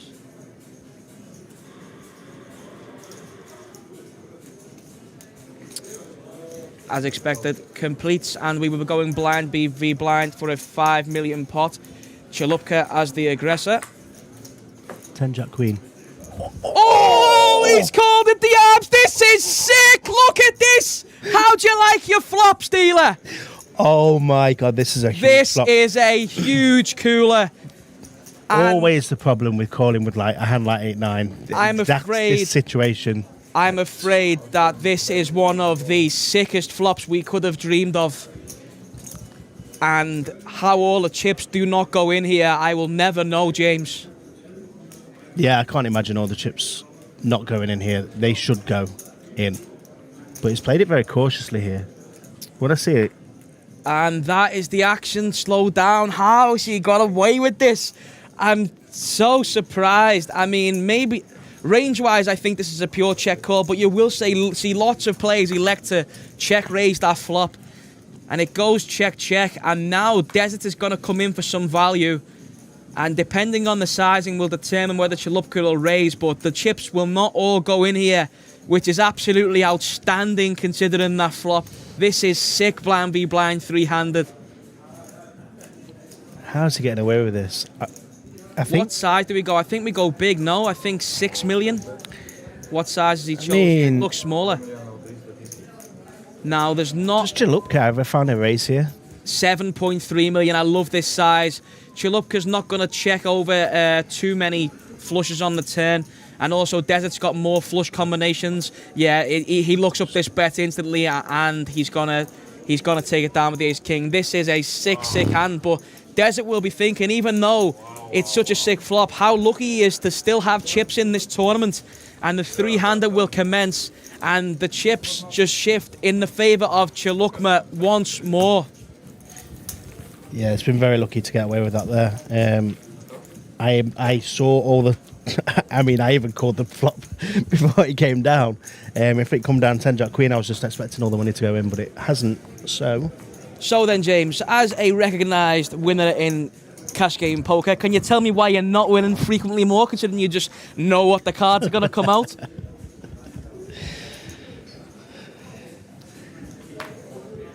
Just look.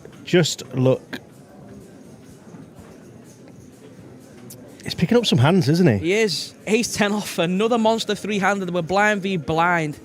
This one is going to be a raise it up, I guess, but he just decides to go for the more passive route.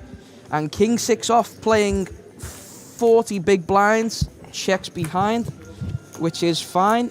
And we get a 6-9-7 flop. This is going to be a check call, I think, for Chalupka. No need to come out betting here. We don't going to get raised off our hand. However, he thinks otherwise and comes in for a bet of 600,000. And Sanford has a clear call here in position. An 8 on the turn gives Chalupka the best of it, and the deck is continuing to hit him square in the face with 3 players left in this mystery bounty. And he checks it over. Sneaky. Understand that Sanford is going to have lots of bets here from the big blind. However, with showdown, it is not what we're going to be doing without a straight. And now it's just what size can Chalupka go. He has to bet for value here. What are we targeting? We're targeting some 2 pairs. We're targeting 7x. Looks big. 3.7 million. He goes for the 1.2x pot size on the river. And this is just a matter of how often does he think Chalupka is going to bluff now? It's an odd one because I think George could probably read this wrong now, because I feel like he should be making smaller bets on this river to target, as you say, them 2-pair type hands. So this looks, it's a very polar sized bet. So he may talk himself into calling here. I think Sanford is going to make a disciplined laydown here. He loses to lots of hands. However, the main thing is now, does he deem Chilupka to bet the turn with his 10x? With this bet size, Chilupka only ever has a 10. He's not going to value bet a 5 this way. He's gone for a polarized sizing, so this is usually leaning towards the nuts or a bluff. And in this hand, he has the top end of the straight. And he looks like he's in a world of hurt here, Sanford. But I think he's going to get away from it, and he does make the good fold. Didn't really believe you, but I lose the bluffs. And he says he doesn't believe him. But he elects to wait for a better spot, as all very good poker players do. And to be honest, I'm very impressed with the way Sanford is displayed on this final table. We did mistake him as Robert Sanford earlier, which we have been corrected as his name is George. And so far, this performance has been good. What the duck? Yeah, as he said there, just at the end of that hand, he just said to the player that he loses to some bluffs also, which is true. Sanford choosing to stick to their limp blind v blind strategy. The set's wrapped his hoodie around his head. And decides to check. King 10 off, a hand that plays well post. However, this one he can raise for value in position, but chooses to just check. And this is a board that we're going to see Sanford bet one big blind on a large frequency of the time.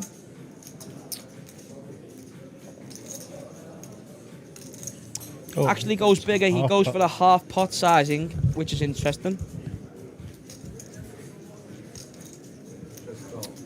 8 on the turn, Charlie. Sorry? 8 on the turn. 8 on the turn. No. No, but we have a Keeps connecting them card. Still probably keep. So now Sanford has a double gutter, and when the big blind has checked his option here, this is one we can put lots of pressure on. Draws, 7x, 9x. I'm expecting to see a big bet now from Sanford.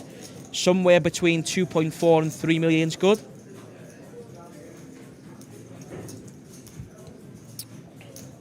Is that 2.8 million? 2.7 million. Yeah, I really like this bet size in here, James. Nailed it. Look at that look that Charlie's giving me. He looks at me like, yeah, that's me. Wipes the dust off both of his shoulders as he looks at me. James, unfortunately, it's not knowing the correct bet sizing in this game. It's just simply running better. And that's what we will be attempting to do in the Vamos main event tomorrow.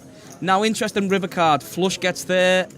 Another Jack gets there. Now, Desert has some Jack X. He has Jack 8. He has Jack 10 that would check blind v blind. But now, Sanford holds the 10 of diamonds. And after going bet flop, bet turn, I expect him to go for 3 here.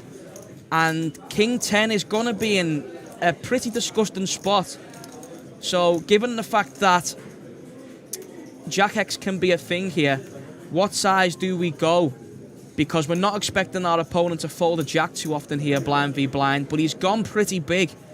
Looks somewhere in the region of 8 million. We're looking at 90% pot here, 7.2 million. Yeah, the really 80% pot sizing. So now this bet is really designed to put pressure on a weak king. Desert has one of his strongest kings here that he's kind of under-repped here, but the thing is, to just lose to so much. Now, given the fact he can have some Jack X here, Sanford may suss this out. We're not expecting him to bet big on the turn with Jack X. So now this is a matter of Sanford is going to have a flush or nothing here. First turn, river. Desert is in a pretty sick spot. Now, against a player like Sanford, we know he's capable of bluffing. However, this is a very, very meaningful pot in this three-handed showdown, and ICM is a real thing, but he does look it up, and that is a brilliant call from Desert. Unlucky from Sanford. We like the heart. Nearly, he says. Nearly. Yeah, I don't hate the bluff here. Desert is under rep. He's got one. He should be. He can definitely go both ways with. He could definitely have raised this one up. So high up in the range. I mean, essentially, a weak king is the same as king 10 there. So if you're going to call king 10, you're also going to call king 4. The 10 blocks the straight. No diamond in hand. It's a tough one, but he sussed it out well. Very good call, and that puts Sanford to third in chips. And the chips are now more balanced for first and second. 72 big blinds and 64 big blinds, I think I read there. So we do have play in this three-handed match. Just blasting. Blasting the second barrel.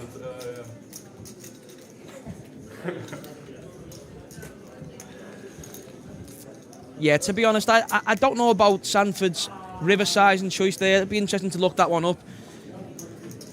Given the fact that big blind can have a variety of jack X there, I think the bet's probably too big in that instance. But we know what he's trying to say he had. But Desert worked out what it was, and it's been quite a performance from Desert. He came in to the final table with a chip lead. He lost a lot of pots. Things started to turn, but during the time as chip leader, he was putting on a lot of pressure. He played the role of the chip leader very well, and now he's clawed back some chips. And he goes for the 4x sizing here with the 8-9 of hearts. Yeah, it seems like he's playing a bit of a mixed strategy here. I've seen him limp some, raise some from the small blind, which is pretty standard, I think, and it happens a lot in tournament poker. I don't play a lot of tournament poker myself anymore, but I know the limp strategy is a thing, and very hard to nail on a limp strategy. Very hard to. Another monster here, ace queen of diamonds, three-handed from the button, playing 50 big blinds. Sorry, it wasn't a 4x last hand, it was a 3x. The blinds are now 400,000, 800,000. I think playing a balanced style in poker is important, James. However, with the 8-9 suited, that's one that I might prefer to limp more often, as it's got a lot of equity. We don't want to lose that equity and get re-raised or shoved on there, so I prefer a limp call, but I suppose mixing it up is always a good thing. And no action, unfortunately, for Desert with the monster.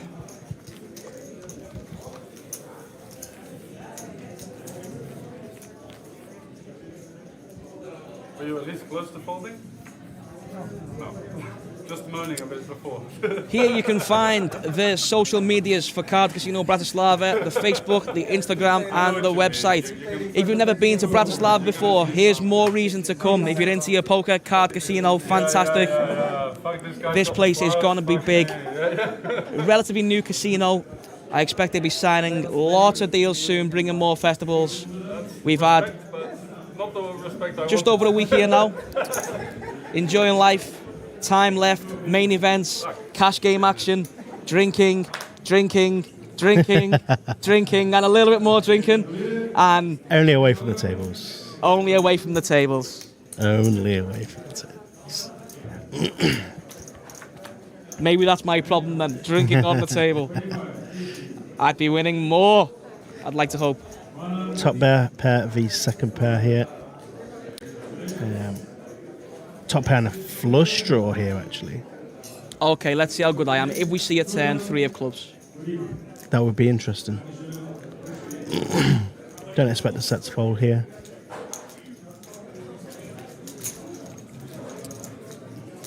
One time.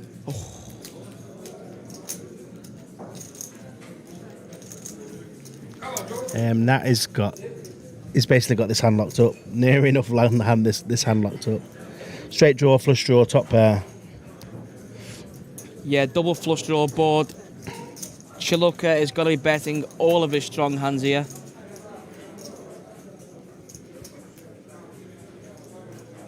little smirk there from Desat to Chalupka. I expect to see a fold after this. Not many people can do this and then find a goal. Or even a raise. I feel like this is just going to be a fold after this action. Yeah, good fold.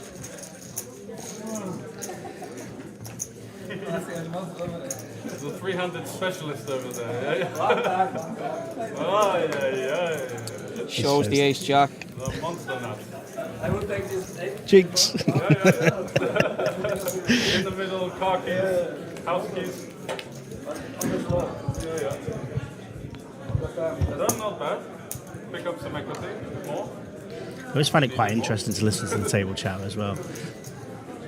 It's nice to go quiet a few times just to hear what they're saying.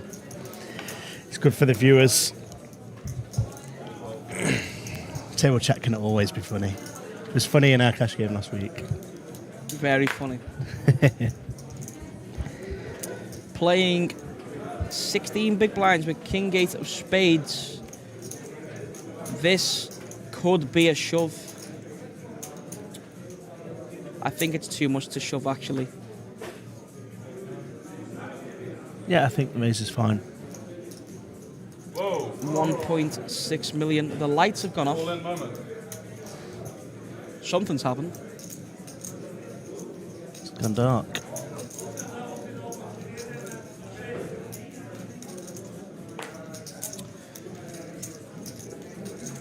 Yeah, what's happened there? We can hardly see the screen. Ah, they're back. There we go. Oh, Oh! disco. Anybody up for a disco? Some big hands here.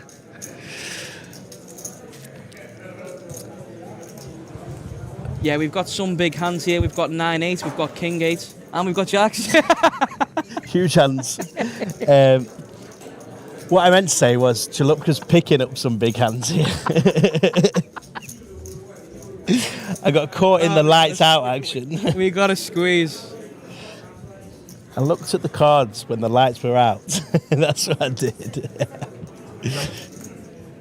A 3-bet to 7.2 million. It goes pretty big. Yeah, just going to get 2 folds here, which happened. And we take it down with the Jacks, Chalupka.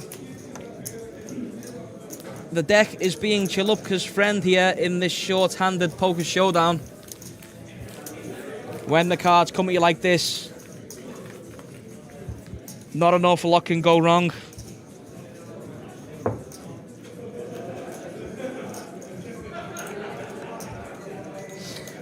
Yep, the deck's hitting him in the face, and when this happens on a final table, short-handed, this is usually a very good sign.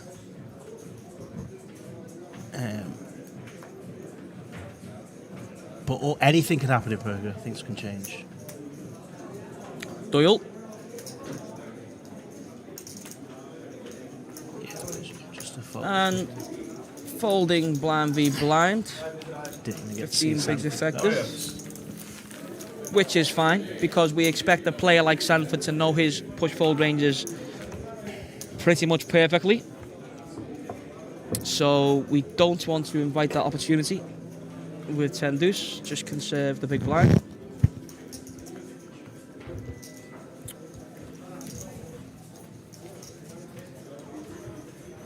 I keep getting confused by the VPT sticker. I just think it's like a absolutely ginormous dealer button. No, the dealer button's purple.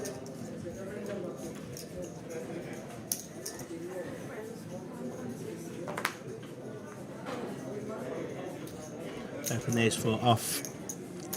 Defend with the jack-8. And we are going to a flop. Heads up. And this is a great flop for Chalupka. Not only does he flop top pair, he gets a flop where he's going to be winning almost always. It's going to be a C-bet fold here, I think. Yeah, with the flush drawn out, I think we can go a third.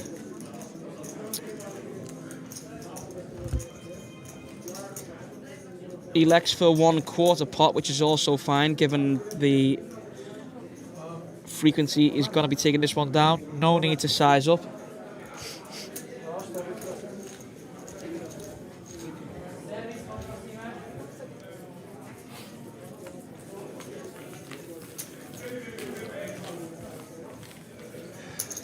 So the main prizes, the main payouts left 9 hours. in third place.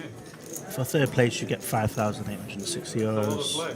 For second place, we get €9,660, and first place is €15,328. Of course, on top of all their bounties that they've accumulated across the tournament.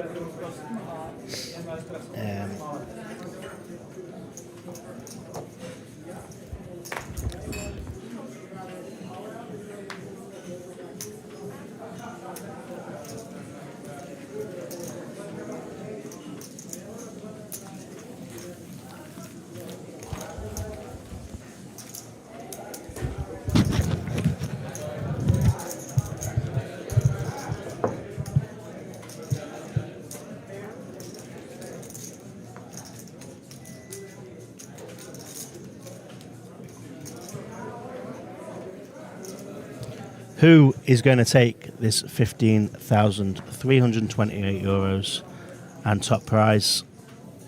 Chalupka again. Just finding the third best hand in poker, three-handed.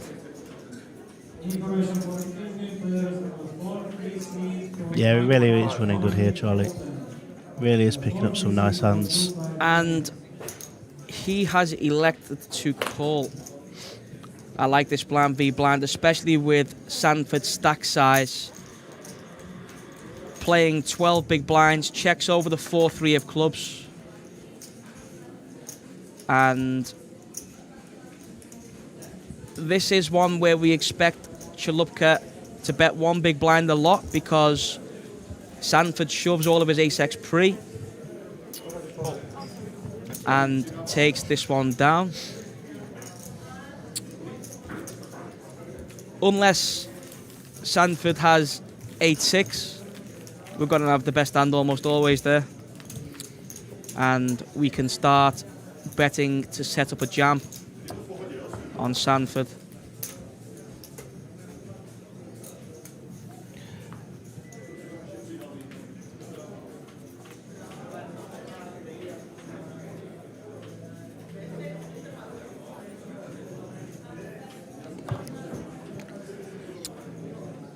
Not to be biased for the Brit in any way whatsoever, but I am very pleased with the decision-making of Sanford in this on this final table here. The only real thing that didn't go to plan for him was the 10-6 hand that he chose to bluff river with. He reshoved ace-jack correctly, 10s correctly. He's played post-flop well. Decisions have all been good. And he's set to finish at least third in this one. A great run, regardless of the outcome, for all. And playing his last 11 big blinds, this is going to be going in. Jack 10 off from the button. Very shortly he'll be wanting the all-in triangle. Announces all in, and will somebody peel a hand that can call? That is one of them. I expect this one is going to be an all-in, and unless we have a call, we'll be heads up, and Sanford will be at risk.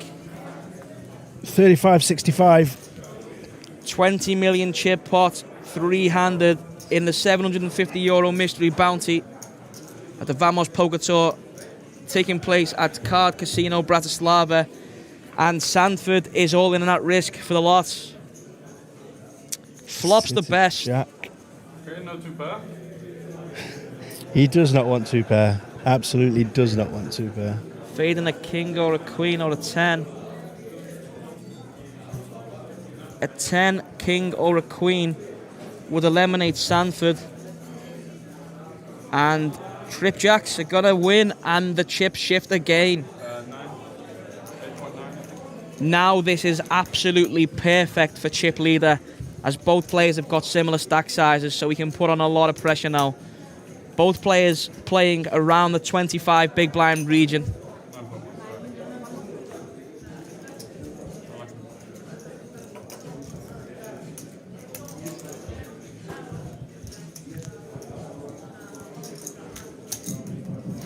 Is this one of the bounties that George has in front of him? Is that what that envelope is? Is that Yeah. anything in particular? Yeah. Don't think he's opened it. Yeah. Oh, because he knows what it is, right? Yeah. Whole pound team member.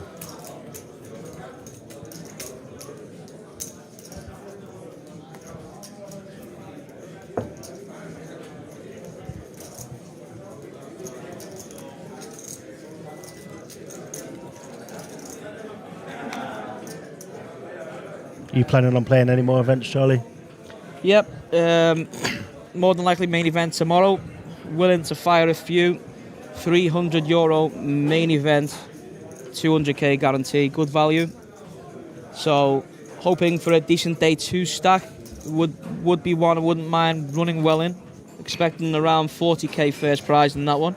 So anybody around in Bratislava, big value. Come down, battle it out. Button here, we raised to 1.7 million. And 10-9 off for Chalupka. I'm not expecting him to do too much calling out a position. However, with the ICM implications in play here, we can put lots of pressure on these stacks here. So he is electing for the 3-bet, and I love this play from Really Chalupka. like this. Just recognizing now that it's going to be very, very tough for the players to play. Now, whether Desert can find a 4-bet shove here, playing a pair 3-handed, it takes balls. It would be very impressive if he did it in this scenario. Do I think he'll do it? After playing his chip lead so well, I expect he'll recognize this one. It just depends. We've not seen Chalupka 3-bet bluff too often here. I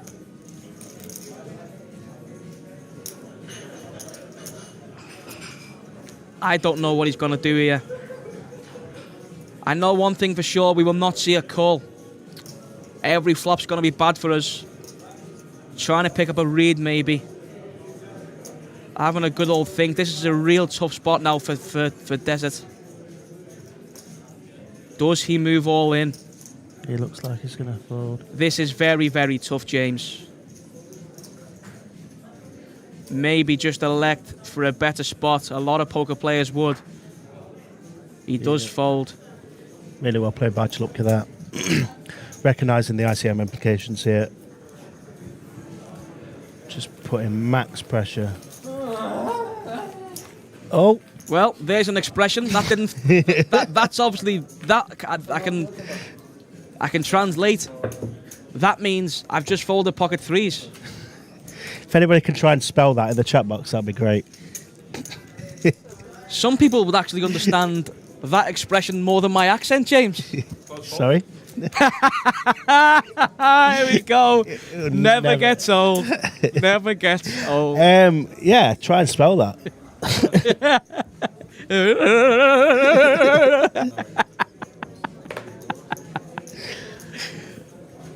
Jacks for Sanford playing 23 big blinds.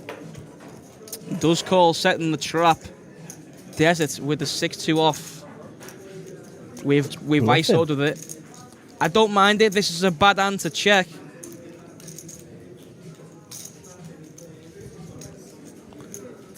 Tough one to play post. Maybe a little bit of frustration as well from the 3s of the last hand. Makes the noise, makes the expression. And with the stack sizes, I expect to hear nothing more than all in from Sanford here now. Limp raising just looks too strong, given the stack sizing. So we're either going to see a call here or an all-in. Oh, he's going to raise. All in. He's going to. And unless we've got some sort of error, I think Desert's going to be folding that one. Yeah, it's already in the muck before it's even the camera's scanned to him. Yeah, the problem with limp raising, 23 bigs effective. Your hand then becomes super strong to look at what it is. He's going to have lots of limp jams in there. Hands like Ace 8 are going to be in there as well. Ace 8 plus, some Wheel Ace suited, some King 10 plus. Those are the hands he's going to do that with, but he in fact had the 4th best hand in poker, even stronger 3-handed. A perfectly played hand from Sanford. I've been impressed from both Sanford and Desert here, as well as Chilupka. And a call playing 20 big blinds with the ace deuce off. I think the limp jam's probably a bit too wide with this stack size, so I think he was maybe going to take the passive route.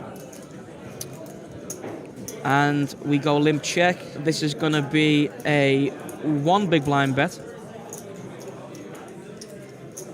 Some back doors here for Chilupka, No, he but goes I do big. just expect this to... He goes big, he goes 2/3 pot. And to be honest, on this board texture, I actually prefer the 2/3 pot. Mainly because the hands that we're trapping with are going to have lots of turn cards that are good to barrel on. We hold the ace of hearts. Oh, so What Chilupka. is going on here? Is he raised here? Fair play. Really putting the pressure on here. Very well played by Chilupka. He's impressed me so far since we've been here. That was good. That was good. Set just giving a little finger wag there. I wonder what he was finger wagging at.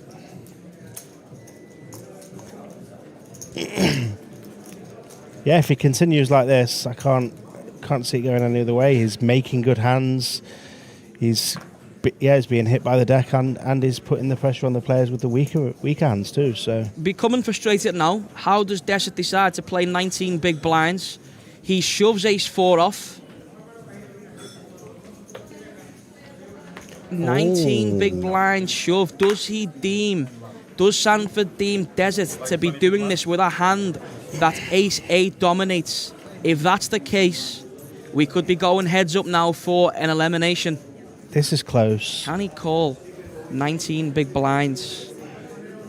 This could be a call because any ace that crushes him, you expect a raise to induce. This is tough now for Sanford. We imagine that ace 10 plus is going to raise, get it in. Does he elect to fold? This is a real close spot. Why is Sanford sitting there in pyjamas? Martin Bezuk said on Facebook. Important to be comfortable when you're playing in a 2-day event with 3 players left. However, I assume he started with this outfit today. I mean, I think it looks quite cool. Be bright and colourful. 8 is purple and green, that. Purple and mint. Jack 6 suited Expecting just with a open chip this. lead. We need to open everything here. Yeah. Min's fine given the stack sizes. Snap, fold, fold. And Chilupka picks up another 2 million. Easy.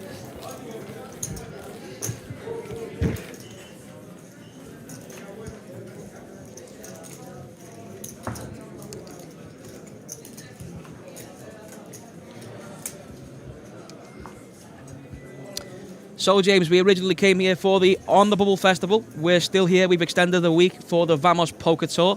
So, some wouldn't have seen our 5-5 cash game stream. So, tell us again, what's good about Slovakia? You enjoying your time here, James? I certainly am. It's great. It's so cheap.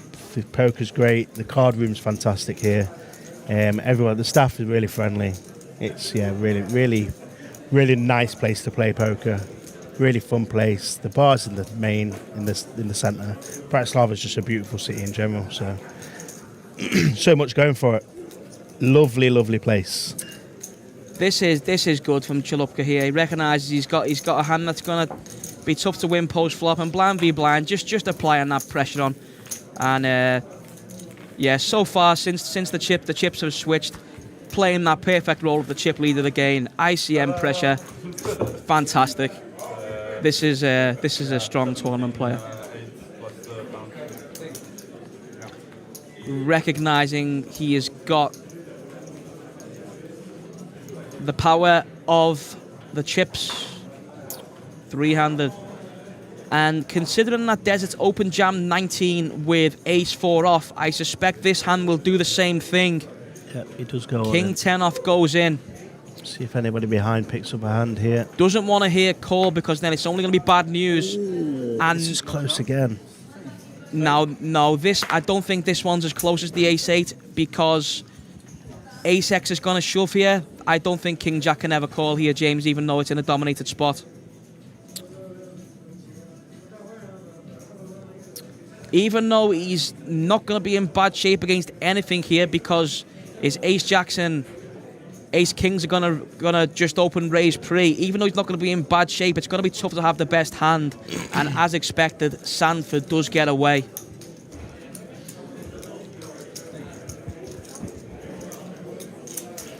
Yeah, it looks so strong three-handed though, them types of hands, right? And they're probably just not as strong as they look. And when you see the cards up on screen, and you're like, "Ooh, this hand's better than the one that shoved," it's really easy to say when you see the cards up, but actually in game, yeah, it makes a lot of sense to just fold that. Yeah, I'm sure Sanford will probably be looking into putting the Ace-8 decision from the big blind into the solver later on, just to see whether that's a call or not. It'd be something I'd be interested to know, because maybe Ace-9 open jams, but I believe Ace-10 plus and hands that dominators are going to raise to induce. This one, a little bit more of an easier decision, as Ace-X is going to shove for that amount a lot, so it's tough for us to have the best hand. Although we are never in bad shape, because hands that do dominators that we're in bad shape to are always going to raise to induce. So when we're not going to be ahead, as Sanford preferring to fold. And again, his final table performance continues to be impressive. Button versus big blind this time. Did we have a raise or a limp from the button, Abs? I missed that one. We had a raise, yeah. Yeah, I like it. We should be raising everything here. Flop goes check, check. Hits the big blind's range more. And both players have got a piece here. Now Chalupka starts to inflate the pot. It's just really difficult here for Dissett to just... I mean, okay, as a pair, and he probably will continue, but it's... If he faces another barrel on this river now, he's just going to hate life, right? Maybe not on this one. This is a good river for the big blind now.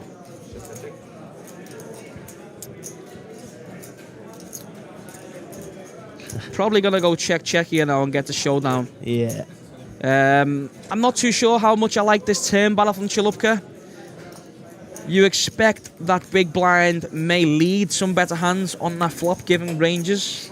And also as well, big blind has more 6x. But saying that though, there is the dynamic within three-handed play. Button is going to be opening literally everything, so maybe can have sixes as well that want to check back and realise equity. Both of the short stacks are pretty much getting put to the sword here by the chip leader. Ran very well at this final table short-handed, and this is tough. So playing 24 big blinds as Desert elects to limp the Queen 5 off. Now, seeing Chalupka chose to not check 6-3 at an earlier point, I expect this one will be raising, putting pressure on the small blind again, which is what he looks to do. And Desert needs to start thinking about mixing in some limp traps, because Chalupka seems to be isolating a lot of the time here. And as we can see from seeing the cards face up, he is doing it with all hands that don't play well post-flop. And mixing these in as well as strong hands is what all great poker players will do. So far, very entertaining display from Mr. Chalupka himself. And when you play well, you get dealt good cards and you run well. That is what you need to get you over the line and win poker tournaments, James. 5-4 suited, elects to call in the small blind. I like this. 20 big blinds effective stack. And Sanford's not checked yet. Maybe thinking about a raise, as this hand again doesn't play well post-flop. So maybe we want to try and take it down pre. Does go ahead and take that decision. Now, will we see a continue? I think with this one, Chalupka is going to be going post-flop. So a 3.5x isolation size from 20 big blinds. Again, solid tournament play from Sanford. And we go heads up to the flop. King, Queen, 7. Now, let's turn the cards face down again and talk about range. This is one that Sanford is going to be winning the pot a lot of the time. Has all the strongest hands on this board. Doesn't need to bet big. Quarter pot would be enough. Elects for a third and takes it down straight away. And a nice pick-up and played hand from Sanford again.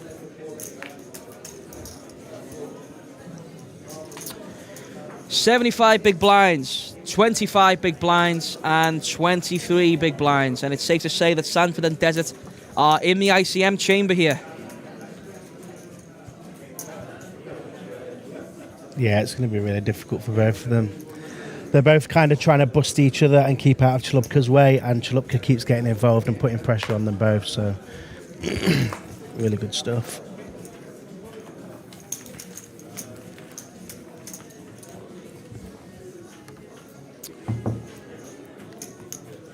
Both of these players now just playing identical stack sizes. This is just an absolute dream for Chalupka. It's a nice shot. It is. Very nice shot of the 500k chips there. Lovely little purple. Quite, they match Sanford's pyjamas. I like that Sanford chose to not open the King 8 3-handed off 25 bigs. It's a hand that we can open from the button, but with these stack sizes here, again, like we've said, Chippy, they can apply a lot of pressure, so I respect the decision to fold the King 8 there. Maybe trap here. Because yes. Chalupka has been doing the raise. Yes. Like we recognised before, Chalupka seems to be isolating a lot of big blinds, so I would like Olympia, which he elects to do. This is good. Now, unfortunately, we've got a hand that plays well post-flop. So I think this time we're going to see a check. Very well played by Chalupka. And unfortunately for Desert, we're now having a 60-40 in a spot where we wanted to get all the money in pre-flop. And Chalupka again flops best with backdoor potential also. Thing is, I did notice there is the set took a little bit longer than he would usually. He's just been very quick to act on the small blind when he comes along. Here he took his time. This is probably a really bad call as well for the set. Yeah. He's likely to call more often to bets here on this turn. And unfortunately for the set, Chalupka has made trips. Yeah, it's going to become much more difficult for Desert to continue here, even though Chalupka's going to have 10-8s in there, some Jack-10 in there. It's just becoming much more difficult now because Chalupka can overbluff this river given the fact that he's got lots of 9x call and flop. And Desert's never going to be facing one bet here, right? Chalupka's always going to go 2, given the ICM. And he bets 5.7 million. This is a good size. It's a chunky bet. This is a good size. I really like this here.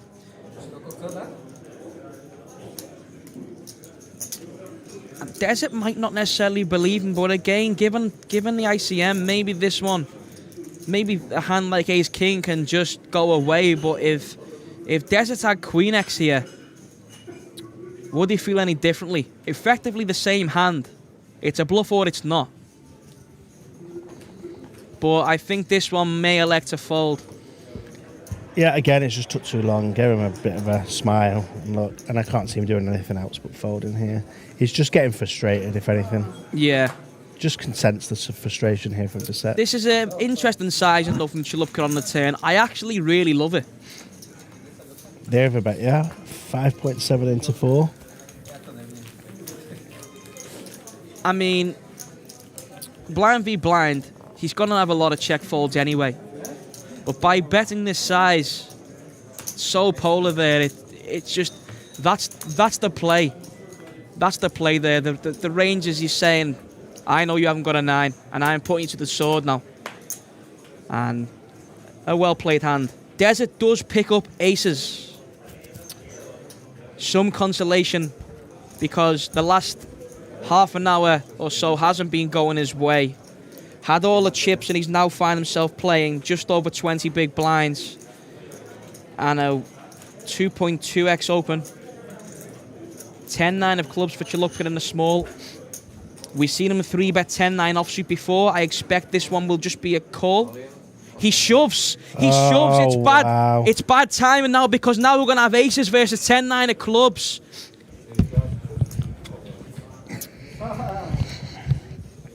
And now, Snap. Cards over. this could be a big shift again. I didn't expect a shove. He's been playing so well. He's just timed it so wrong. Oh, it's a club. Oh, just a 1. A 3. Oh. And Desert, after losing lots of chips, finds the aces 3-handed, gets the very aggressive chip leader to move it in. And the chips even out some more. I'd like to see the chip counts now. We can talk again maybe about the open jam coming into play at some point potentially. Given the ICM now, so we'll be looking forward to see those. I expect those to come on screen very shortly. And again, Chilupka, he's stuck with his aggressive strategy, ICM pressure. Maybe that shove's fine. We're not expecting to be in that bad a shape too often 3-handed. But this time he walks into it and the chips shift once more.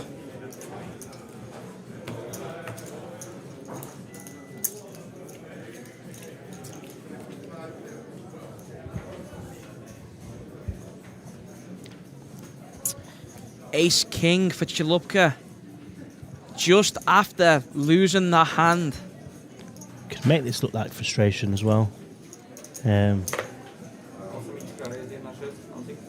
good to open. And nobody peels a hand. It's just tilting here for Chilupka.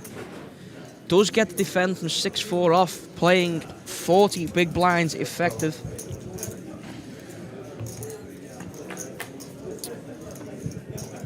And a 7-5 deuce flop. Open-ended for Desert.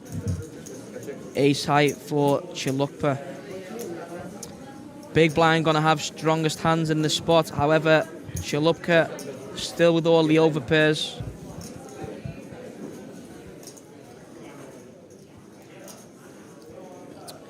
A 1/4 pot sizing. I don't like this sizing from Chilupka. On this flop, we're gonna be inviting lots of check raises from the big blind. And lots of Chilupka's overpairs, 8s through jacks, are gonna wanna choose a bigger size in here to protect the hand.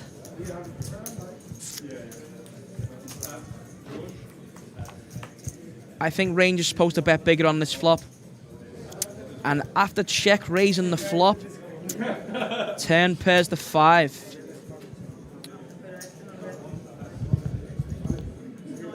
Not the best card in the world for Desert. And we may see Chilupka stick along once more to this turn battle. Still beating the 6-4s, the 3-4s, the 8-6s, the 9-6s. The air balls that Desert's capable of doing this with, given the knowledge of the ranges.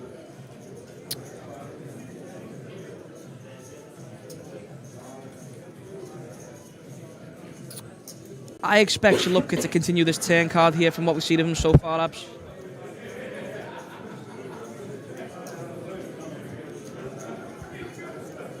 Does elect to fold, and a well-played hand from Desert.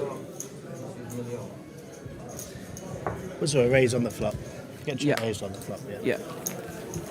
Yeah, he bet 1.1 million into 4.4 million. I think this is a mistake. I think it's too small, given a button open and big blind defend. I think range wants to bet bigger on that flop. However, Desert plays his draw very well, manages to get the aggressor to fold the turn, and we have the blinds up and an open jam of 18 big blinds with ace-10 of diamonds. None of them have picked up a hand here. Yeah, again, I like this play from Sanford because even though it's a strong hand and we can induce some jams, it's still a little bit disgusting when we get shoved on here because given the ICM, it's definitely not a win to gamble for the lot there with the ace-10, so to stick it in and hope for the best. I like this play. Ace-Jack of diamonds now. The hands have been rolling out three-handed. Not very often you see such strong holdings in three-handed poker. This dealer wants an early night. And Desert playing 42 big blinds, coming in for the open. 5-4 of clubs folds. And an all-in. This is going to be called off. We're going to be having Sanford at risk. Ace-Jack of diamonds versus ace-2 of clubs. Again, I think he's been hit by the deck in the face. I don't know if we can just defend the ace-2 suited, then maybe shove the ace-2 offs and more, but again, probably both fine. And now Sanford will be needing one of three twos to survive. And it's a terrible flop for Sanford now. More than likely to lose Sanford here in third place. Some opportunities. Needing Isn't that. It's a chop. Trip Queens, Ace King survives. And Sanford's not done an awful lot wrong on this final table, and is rewarded there by the dealer, and he shall stick around a little bit longer.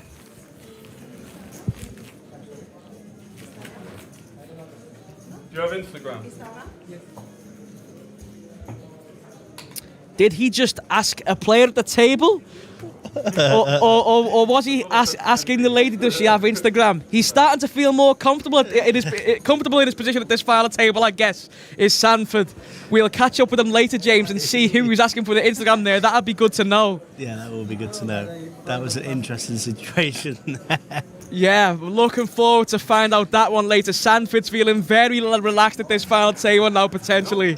I'm sure it was all professional, if that's what it was. I'm sure it was all very professional.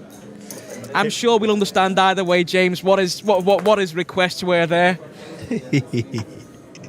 Maybe we can find out some Instagram usernames for ourselves later on, James. Bratislava is a lovely city. More fun in the booth. Again, guys, thank you very much for joining the live stream here at Card Casino Bratislava. We commentated on the 5-5 on the bubble cash game earlier in the week. That was very fun. We had a lot of laughs and we offered you guys an insight to what was going on at the table. We've done the same again today. It's been fun. So we've been driving but came back. This is XRP Andy. The call for sure was about the King Jack that folded versus Ace Queen versus 7-7. So Andy's saying that King Jack should have called off in the hand where there was an all-in and a reshove. That was when Ethan was in the booth. This one... Jacob. Sorry, when Jacob was in the booth. Apologies, Jacob. Yeah, seeing the cards, it's much easier to say that he should be taking that spot, given the fact there was 2 bounties on the line. If he could see the holding, yeah, for sure. For sure he would have called. It definitely is a close spot multi-way. Can be dominated facing a jam and a reshove. So I think either move's fine. It's definitely close. It's got to be on the borderline. It's something that we can definitely look into.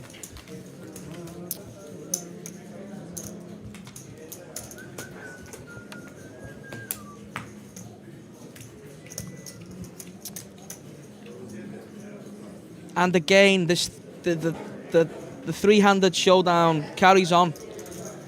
And it's been exciting. Excitement is plentiful. And with 19 big blinds, Sanford's coming in with an open from the button with king 6 suited.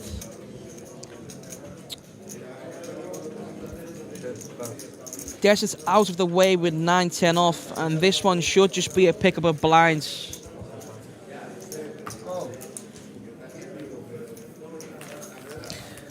Yeah, we've been playing about an hour since the last break, then now we're now 300.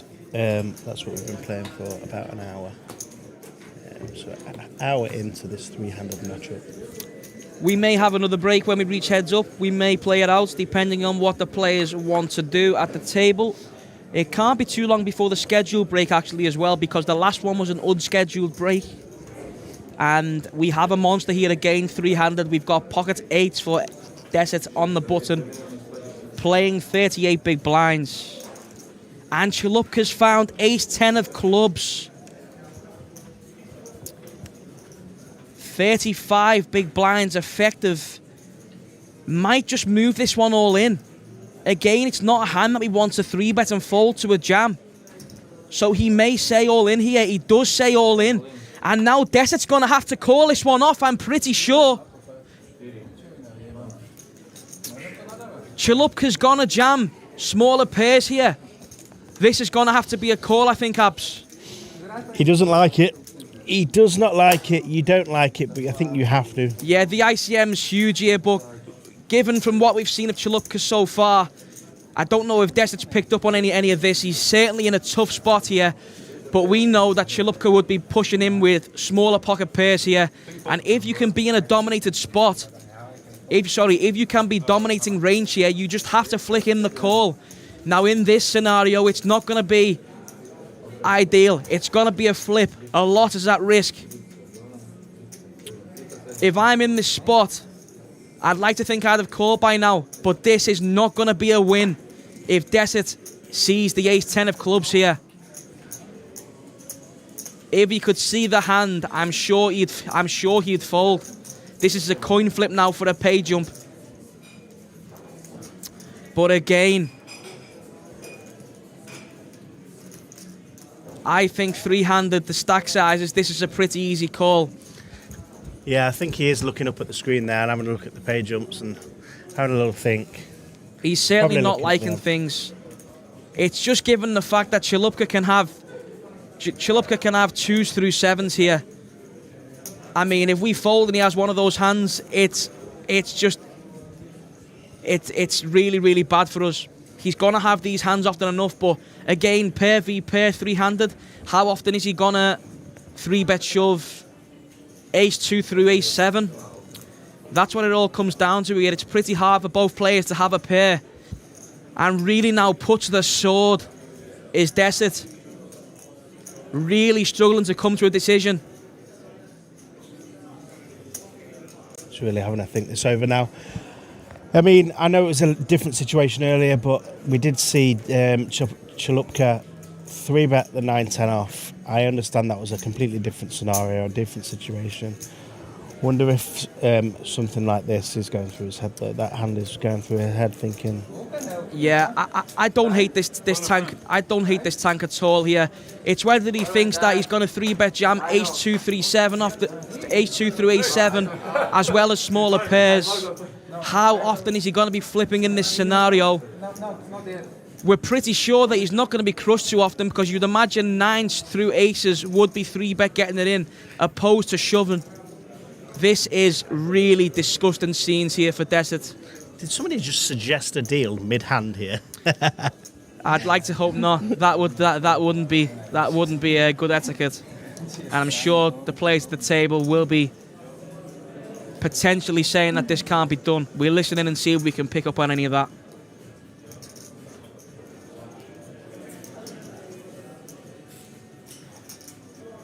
Can I get time? 30 seconds? Desert wants to put himself on a 30-second timer.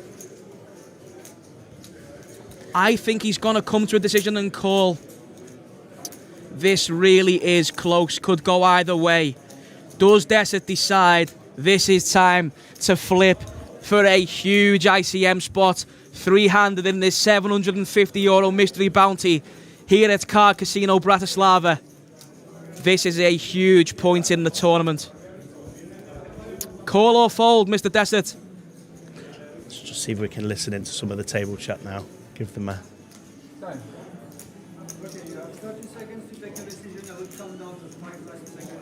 Now he puts the clock on himself. Abs, are we thinking call or fold? What's he going to do? I think he's going to call.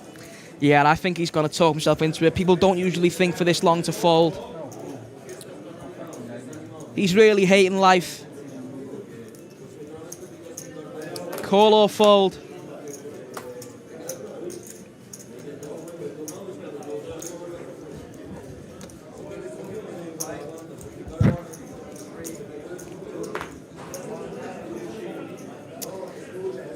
And his hand has been killed. 30 seconds, not long enough to decide.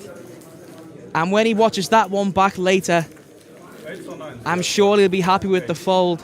ICM-wise, it's a big spot to take. I don't think he shoved like 4s, for example.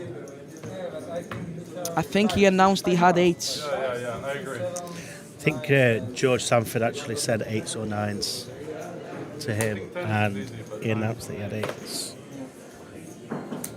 George says he thinks 10s is easy, but 8s and 9s in a bit of a spot, and he expects that Chalupka won't be shoving too often with 3s, 4s and 5s.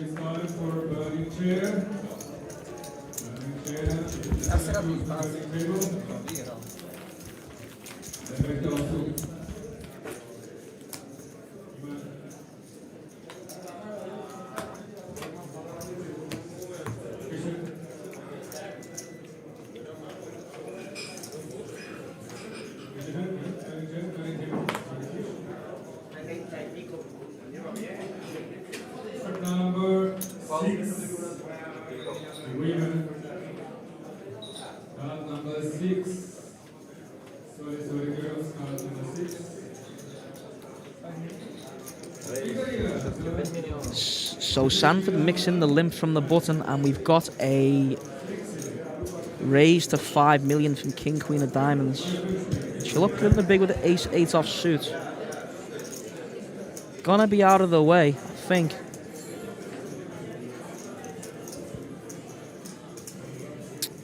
And I don't expect Sanford's going to be doing too much limp shoving with Queen 10 off for 19 big blinds.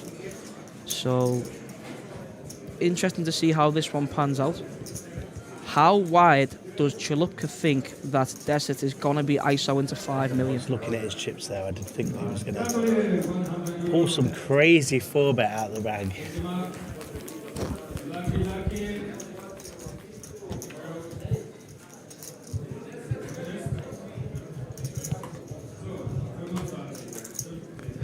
Sneaky little look at his chips there. The Deset's just had a sneaky little look at Chalupka. Ever since Chalupka did chip up here, he's had a plan 3-handed. And all players still in with a chance of taking down this mystery bounty.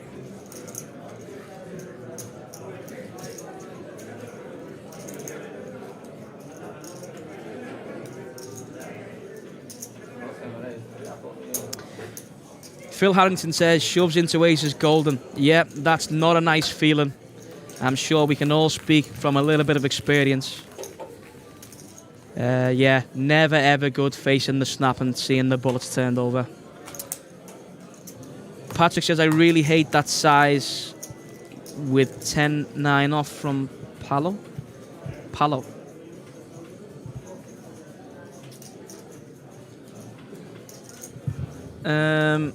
Is he talking about the 3-bet with the 9-10 off? I don't remember what the size was. However, he's recognised well he can put pressure on the other stacks at the table, given the ICM implications. This is going in. This is sick, Abs. We've got 9s versus ace jack, blind v blind. It's the limp trap's being set. We're going in. Whether he decides to ISO or jam doesn't really matter. This one is going to be going to the races. Yeah, it's going to go limp all in, and Ace-Jack's got a call because worse Ace-X is going to play this way also. Let's run it out. Sanford at risk again.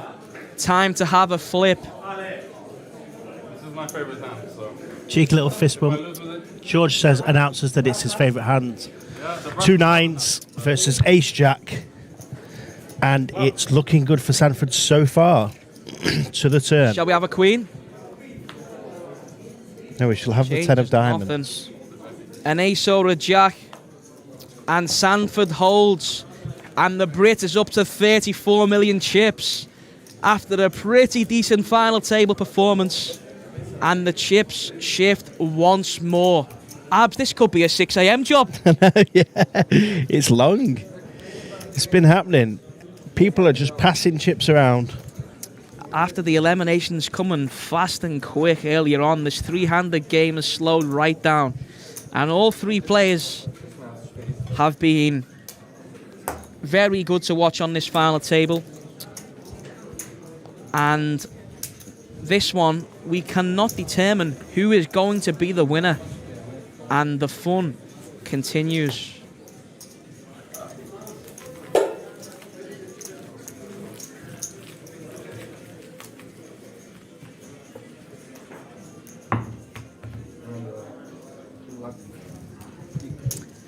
Time for a dealer change.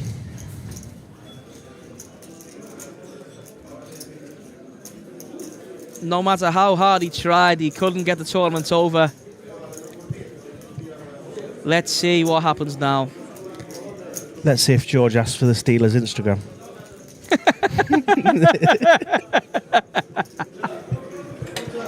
What's he drinking there? Is he on? That's a Coke, isn't it? I thought he might have been on the beers. He's loving life, isn't he? Andrej Tekel says, hello, Patrick. Patrick?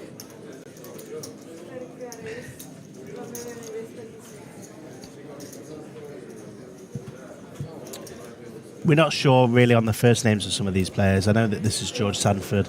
Now look at this one. We could be seeing a 3-bet jam here. We have seen a 3-bet jam. Chalukpa's going to be going into the muck with the 2s. But Ace-Jack's going to be calling off. And again, it's gone in. To set now in very bad shape. And Desit is going to be at risk after being a considerable chip leader early on at the final table. Needing to find the 10 or runners. No shot. He finds a 10. Wow. And it's going to be a queen or an ace needed. And the 10 holds. And Chalupka folded deuces. Oh! Yeah, no, 2s is never going to be going there. Always flipping or crushing. Whether it's the first hand of a tournament or when ICM matters as much as this. But yeah, it could have all been over. And after some frustration, after a frustrating period now for Desit earlier on, he had half an hour where nothing was going his way. He has aces and gets shoved on, and he plays his 30% and gets it through. 10 on the turn. swinging. And now 45 big blinds, 41 big blinds, and Sanford with the freedom to be getting his chips in now. I'm about to fold it to you though. Maybe. Sanford says if the deuces would have moved all in, he might have folded. And kings now for Desit. And it just shows you how the luck just changes. It can come back. What side does he choose to go for? 2.1 million. And a defend. Playing 12 big blinds from Sanford. Hoping he doesn't make a piece here, because then this could all go in. Yeah.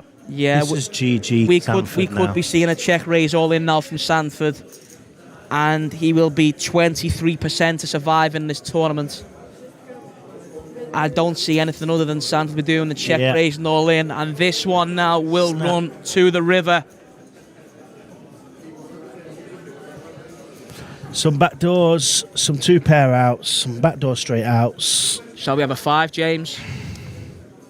We'll have a 4. Additional outs for Sanford, needing to fade a 5, a 7 or an 8 for Desert. It's a 5! Wow, this final table, these 3 players are just swapping chips about. Just like that.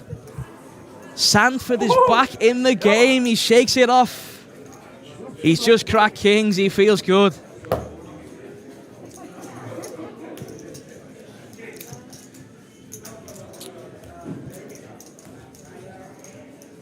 Back in the game, baby. Back in the game, baby, announced. Yeah, should we take a break? No, no break. No. No? Just 5 minutes. 5 minutes. After this hand? So it looks like they're going to play this hand and have a 5-minute break, which is fine.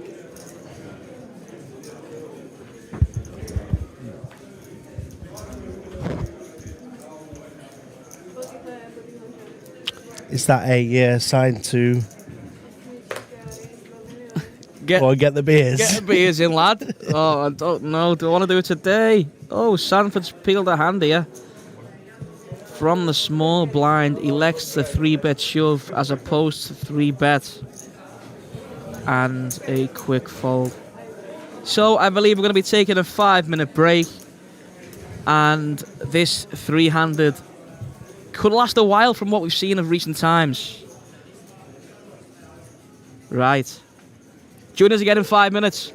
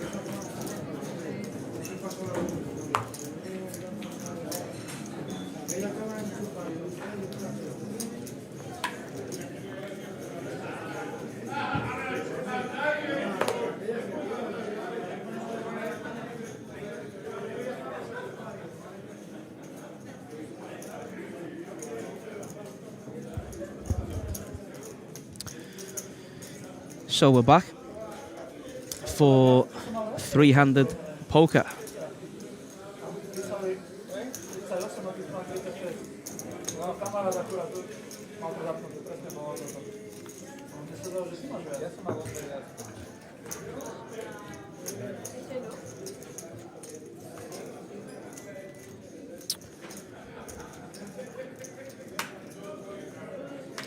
So we have a question from Patrick Chiclamini. Apologies if I didn't pronounce that correctly. And the question is, who do you think has an edge in this lineup? So now we're down to the last three players. We don't have enough of a sample size, I don't think, on each of the players' ability. However, all three have played well during the course of this final table.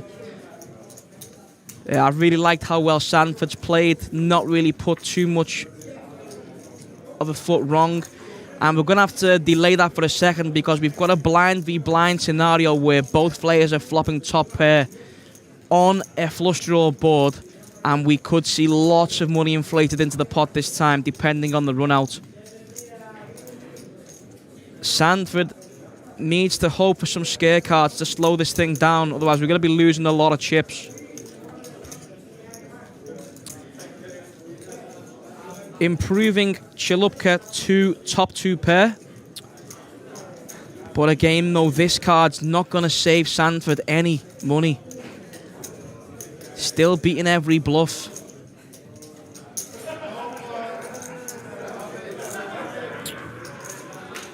Also, unblocking flush draws. So the size is just over half pot.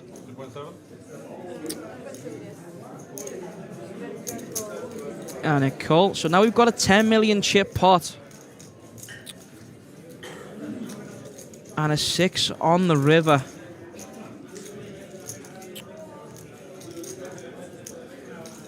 What size are we thinking here? I think this is going to be really big. He does move all in. This is sick now for Sanford. The 2x river pot shove. He's either got a really strong hand or he's bluffing. We can see now he's got the check mark. This is sick, and after watching Sanford play, I think this could be the end of him. James has supplied us with some beer. This is gonna be sick. I think this could be end of Sanford. James, this is what's happened here. Is this has gone blind v blind. I believe it's gone limp check. Bet flop, bet 10, and we've got 2x river pot shove from Chilupka, which I love, by the way. And this is really tough for Sanford. I don't know if he's going to be able to get away, James. Yeah, it looks like the heart draws missed. I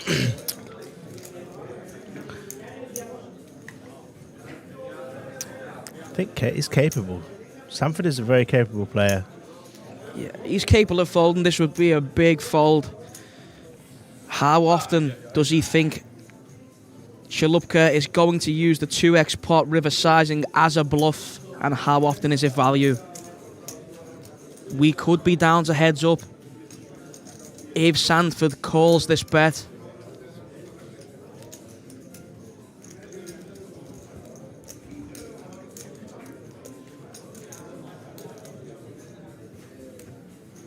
I don't think he looks like a man who's going to fold. This is really tough.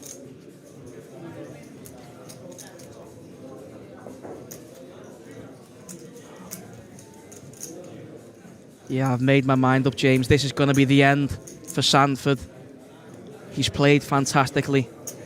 If he can somehow find a way to fold his top pair, he will remain with a shot in this tournament.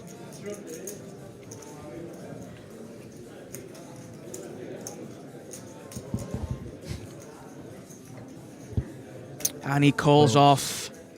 He's going to get the bad news. And that will be the end of George Sanford. A big pot for Chalupka. George Sanford, very well played, sir. Didn't put an awful lot wrong in that final table. And again, that river decision is completely justifiable. He will finish in 3rd place.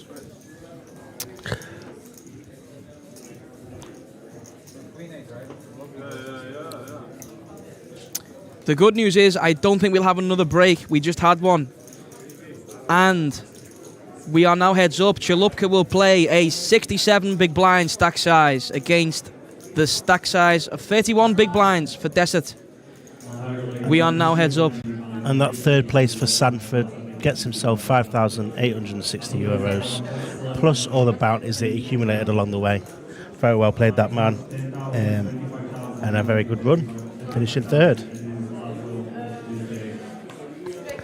Peter Core says in the chat box, any more slow rolls, James?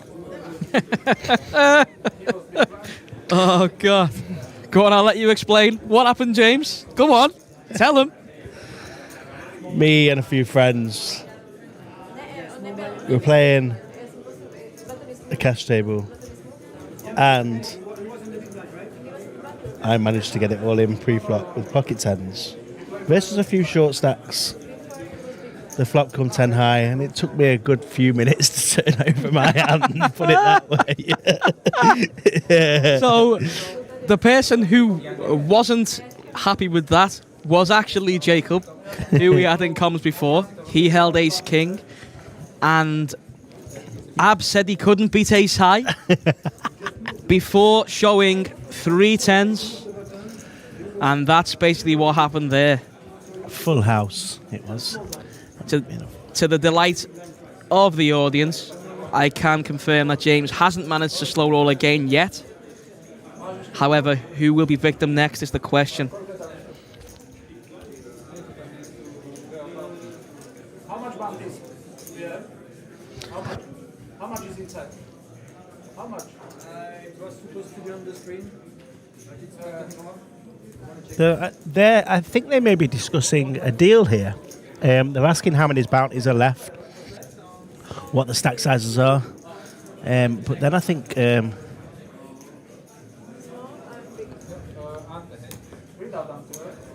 Chalupka's just.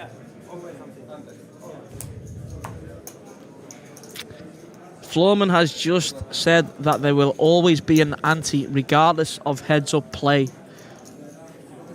That's interesting. That's not something I've seen before. I've always known there to be take the ante off when we go heads up. Yeah, I know some casinos will some casinos will have an ante when a table reaches 6 or 5-handed. I think this is one of the first times I've seen an ante incorporated heads up. It's personally what I prefer. Antes are always a good thing. Yeah, interesting to see the thoughts of the players who are in this heads-up showdown, whether they prefer the ante or not. They are going to stick to the seats as well. Sometimes, yeah, you see when heads-up play commences that they pop the trophy in the middle, you know? Yeah. They sit opposite sides of the table and they battle it out, literally heads up. Yeah, that's what we like. Is there a trophy for this event? Do we know, James? I presume there is. I have seen some VPT trophies in the cabinet ready to be, on display, ready to be given out. So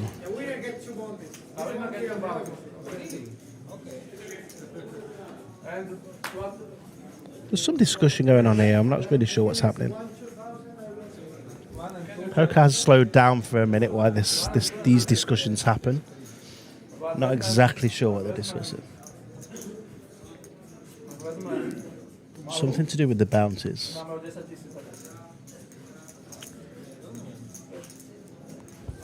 Now, which route does Desert decide to go for with Queen 10 of clubs?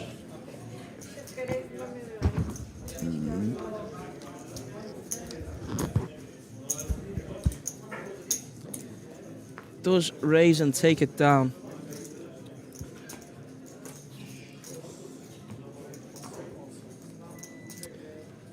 Phil says there's some pair and backdoor outs. 5-4. 5-4. Maybe a hand that we watched 20 minutes ago, Yeah. but I can't remember the specifics.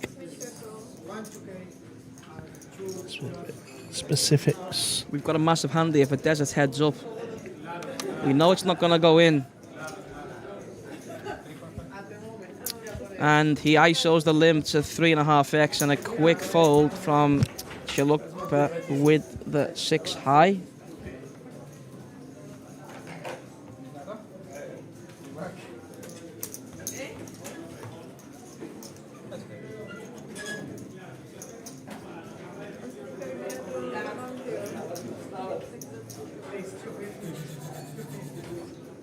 I won't buy hands between one of them.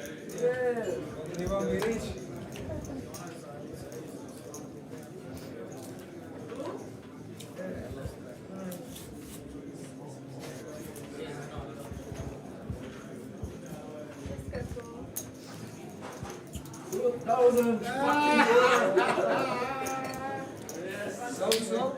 Is that a 2,000 bounty that's just been Yeah, built there, yeah. James? Oh, that's nice to see. Beautiful. Oh, we can see some wine on the rail there. That's what we like to see. Well done, sir, Mr. Chalupka. 2,000 mystery bounty peeled.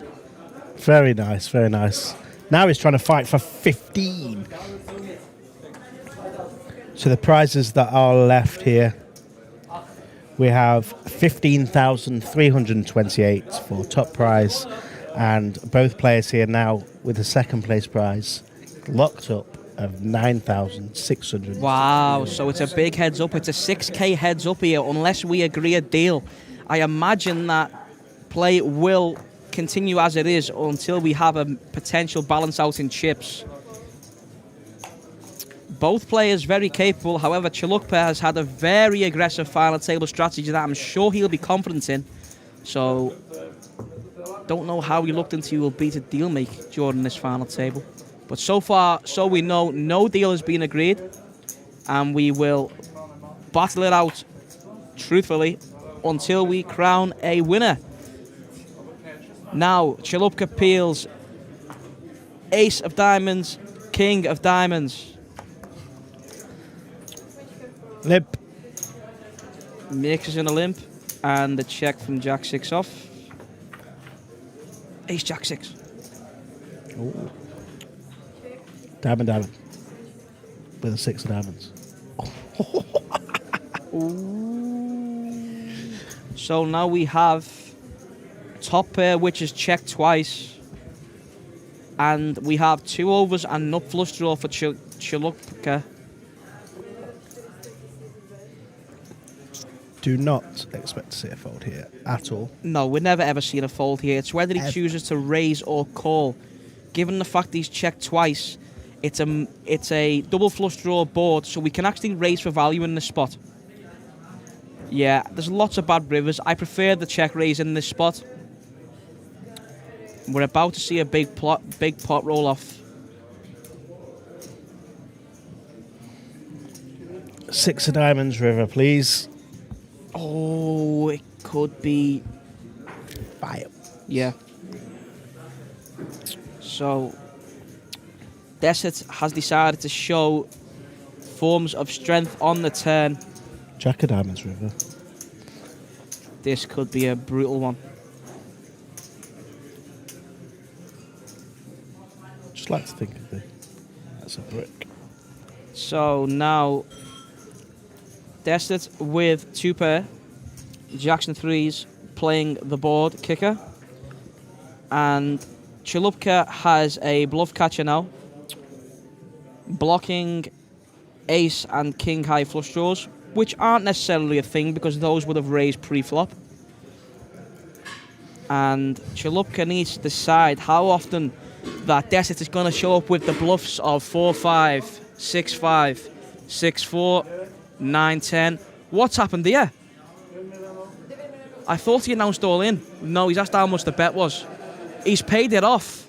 And Desert is going to get a big pot here. A nicely played hand.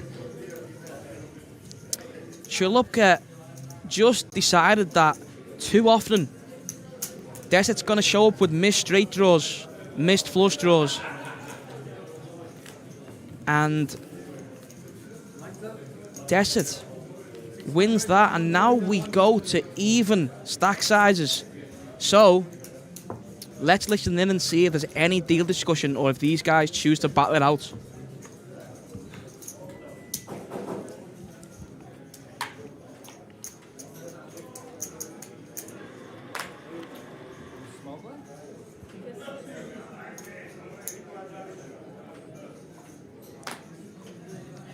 Desert asks if he's the small blind. This may suggest he doesn't have a lot of heads-up experience.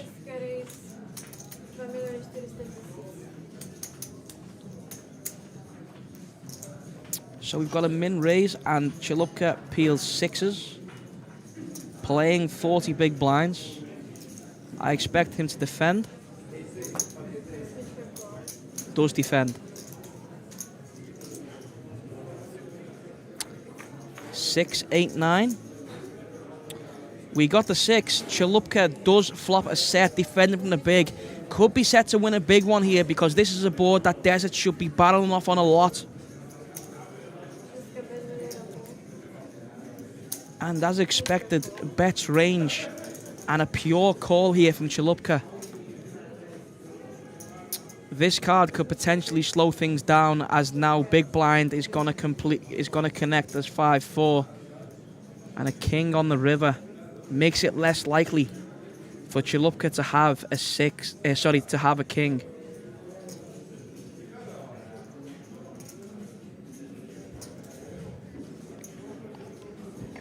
Goes big on the river, looks like 10 million.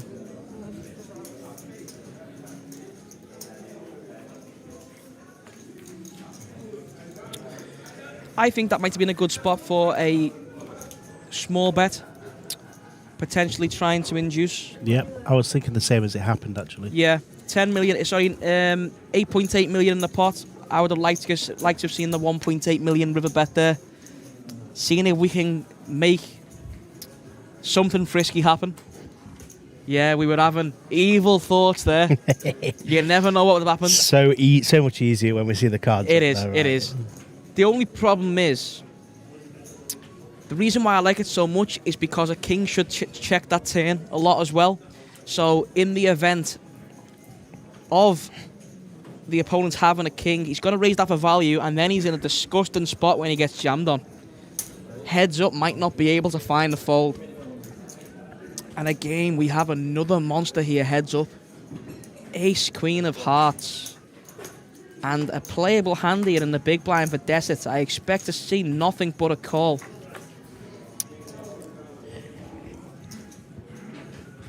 And we see a flop of King, Deuce 5. 2 hearts here for Chalupka. Not flush draw. It's a board that we should be c-betting range. And unfortunately for him, after flopping huge, he's more than likely going to take it down. Unless Desert decides to flow for some backdoor potential. And to be honest, he does call. I like this call here because there's lots of cards that can connect with big blind calling range. That is not going to be a good one of them. Can still have some 5s and 2s. Less likely as a king. Choosing to battle again with the ace high flush draw as opposed to trying to get to showdown and realize equity. I don't know if he has to bluff this hand. Trying to put some pressure on a 5 or a 2.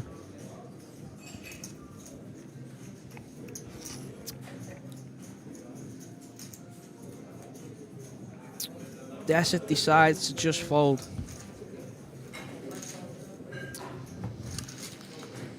What are we thinking on the turn there, James? Do we always need to battle ace-x of hearts, or can we start trying to play rivers and realise equity? Yeah, I think checking back is fine. We can realise our equity.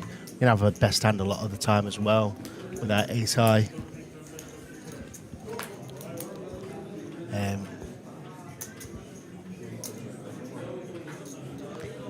Oh, ace queen suited again.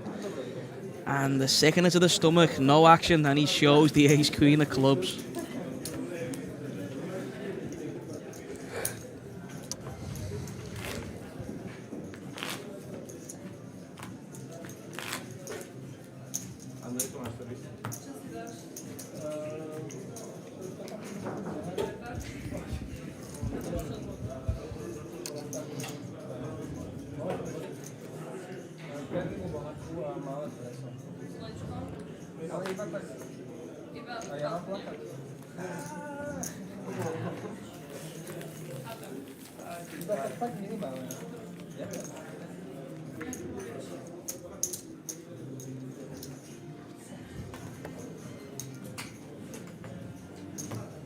What do we think of the standard then so far? So, James, on the final table of this tournament, there's not too many mistakes I can clearly point out. But since you've been in the room, everything's been pretty much standard, right? Yeah, it's been pretty good poker. Chalupka's been really putting the pressure on here. I've been really enjoying him play. Getting not quite Jed vibes, but getting some aggressive vibes there coming from Chalupka. Yeah, he seems more orthodox, more in line. What we have seen in this final table that we sometimes don't always see in live poker is the chip leader doing the job of the chip leader. Sometimes we won't see players use their chips as much as they should. On this final table, the guys who have had the chip leader each one time all played that role pretty much perfectly. So that's a compliment to all players who've had a lead on this final table. Of course, it's easier to play when you have the stack, but it's also really important when you get down to final tables when there are ICM implications to carry on chipping up, keep it aggressive, and put the other players at the table in spots. And so far, there's been a lot of that, and that's nice to see. Yep, it's been very good.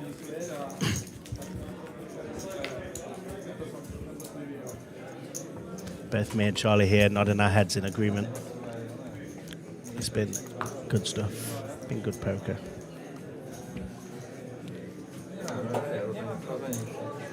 It's crazy how many times the chip lead has swung as well. Chalupka's had the chip lead for a long time, but the chips have been moving around quite a lot. I see the waitress is moving with a little bit more freedom now, considering that Giorgio has been eliminated from the final table. She's not being requested of her Instagram yet.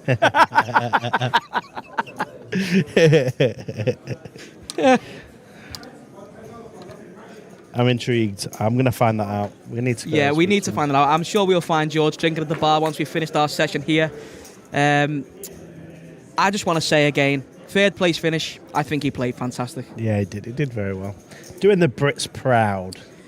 So here we go. We've had a raise and the call, and I like this. Desit deciding to lead the Queen High no draw on the 5-3-4 flop, acknowledging that this is going to connect with his range more than button. However, Chalupka has a hand that he's going to be continuing with. And this card smashes Chalupka's range in the face. But we do have Queen High here. Decides to give up. And now Chalupka has an easy bet coming in. Now, with it being so draw heavy, we need to lump chips here. What size? There's 12 million in the pot.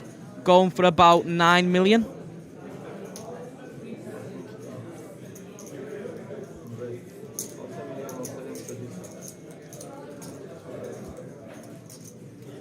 $8.7 million. Now, this is really a spot. Desit could have potentially sussed out that size and waiting for a better spot.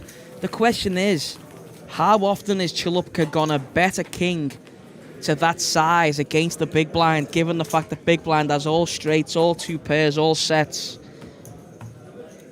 Imagine he could have found the check raise all in with the Queen High no draw.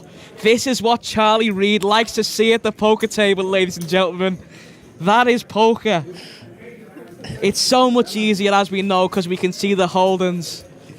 But that would have been, I don't know, it's like size and tells is a really big thing. I would have loved to have seen the check raise all in there. Is a king supposed to bet that big on the turn? That is a real interesting thing. What do you think about that, Abs? Does a king bet 75% pot on 5-3-4 flush draw / king? No. It's a spot that yeah, I know. It makes no sense.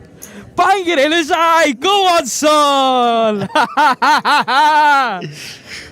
Oh, this is heads up poker. It's been a show. The final table has been exciting. And we're down to heads up. Desert versus Chalupka. Here we've got some playable hands. Queen 10 and Ace 7. What is going on here? Chalupka deciding to 3-bet. None all in size. Having some bluffs as well as serious value hands. And Desert is going to be forced to just hit the muck. Unless... What's going through Desert's mind here? Do we see the trigger get pulled? It's something we've not seen much in the heads-up battle. Can he pull it off? No. Those are the moments I live for, Abs. I'd have bounced back in my seat if he announced all in there.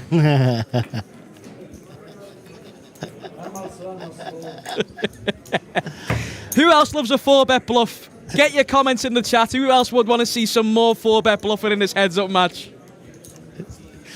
They're playing for 15,000. 6K paid him. Charlie just wants some to 4-bet bluff. Just bluff it off. Bluff it off. Go on. Don't get mad. Why not, eh? We're not going to see too much more 4-bet bluff spots, though, considering the effective stack size is now 20 big blinds. Sorry, 40 big blinds? Blinds 600k, right? Yeah, 40 big blinds. So, slowly but surely, we are becoming more shallow. The blinds are going up. The end could be near.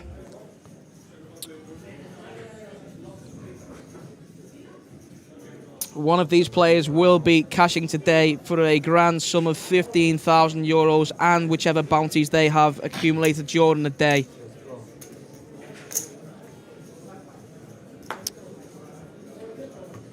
Both players clearly have plenty of skill. They've got this deep, and from what we've seen, both have been able to put on a display. And this has been a real battle. Again, we see another big bet lumped in. The set is just laughing now. He's just like, how is this guy just making hands versus me all the time? How is he just having it?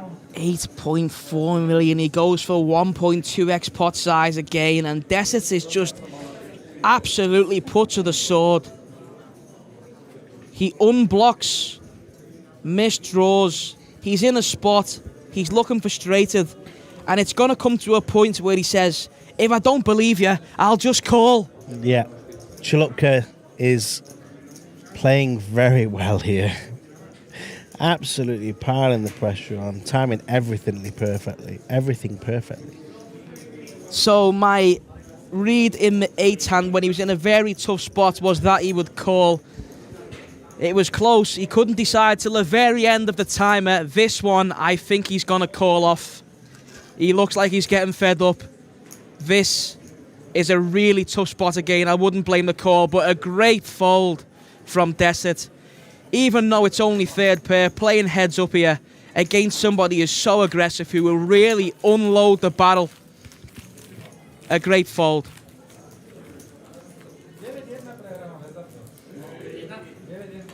I'm sure when both players watch back this final table, they'll be very satisfied with how they've played, James. I agree.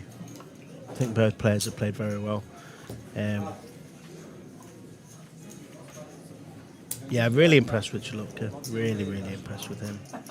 And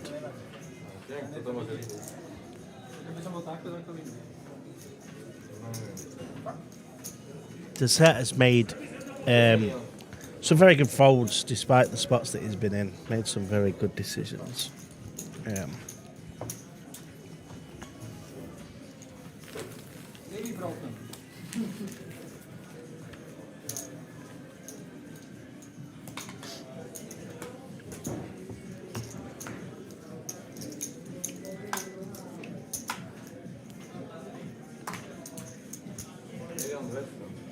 Ace Jack now on the button for Desert.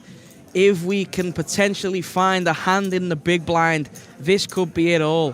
But 4-3 suited is going to be one we'll be going post with, and potentials to go to Coolerville again. Ace 4-3, anyone?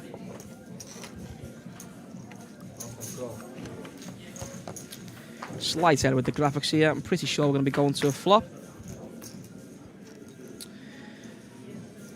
Flush draw for Chalupka from the big blind.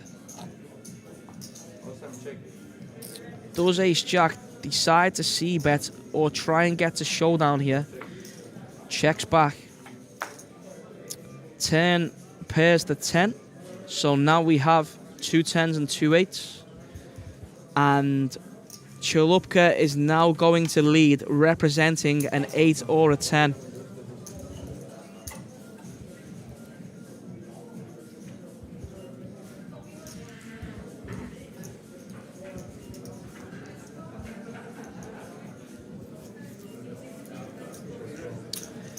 So it's gone bet call on the turn and a king on the river.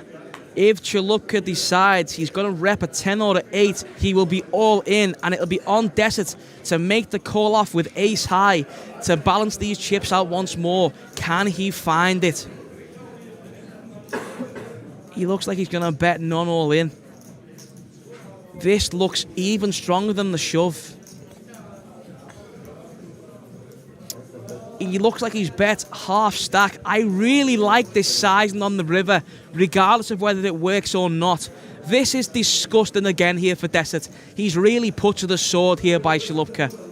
He's just going to give him a look again in a minute. Here we go. And at what point does he make the call and be wrong? If he calls this time, he'll be right. 10s and 8s with a king for Chalupka. 10s and 8s with an ace for Desert. Can he work this one out? This really is disgusting. He calls. That's a fantastic call. Maybe he was getting fed up, but he was a non-believer on that occasion. And now, 35 million will play 64 million.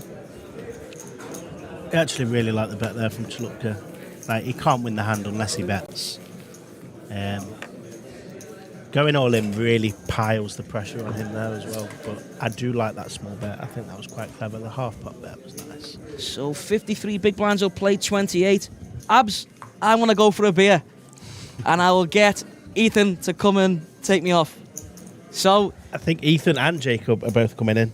all right. Yeah. So they're going to come in together. We'll go and get a beer together. Yeah, that's it. So we can give it a couple of minutes. Oh, we'll give it a couple of minutes then. No need to rush. No need to rush.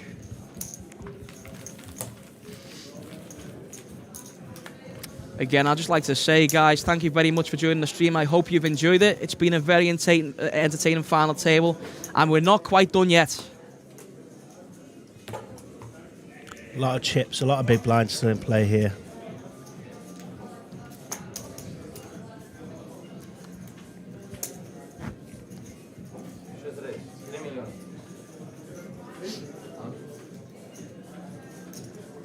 Two and a half excising now from Desert. Will be defended by Chalupka. Yeah, it's another one of those hands that's strong enough to 3-bet heads up, but it's just, we can't shove it, it's not strong enough. And when we 3-bet and get 4-bet jammed on, it's terrible. So, just electing to call this one.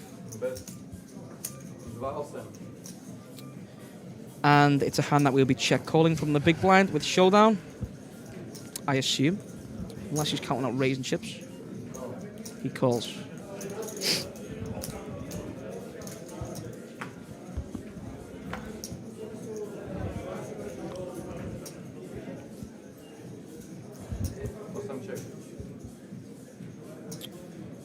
Really tough for Desert to find a second barrel here. Does think that Chalupka's going to continue with things other than a 6. Of course, this hand will never be folding.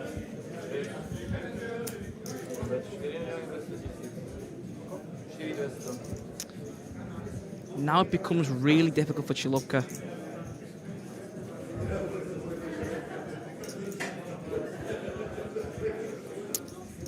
He's finding the call again with less than a 6. Now Desert he's put on the spot here because of course he's got all the overpairs His ace highs are probably going to check the turn. Can we see a potential hero call here with king high? This wouldn't make much sense if he barrels this river. We expect him to check back his ace highs on the turn.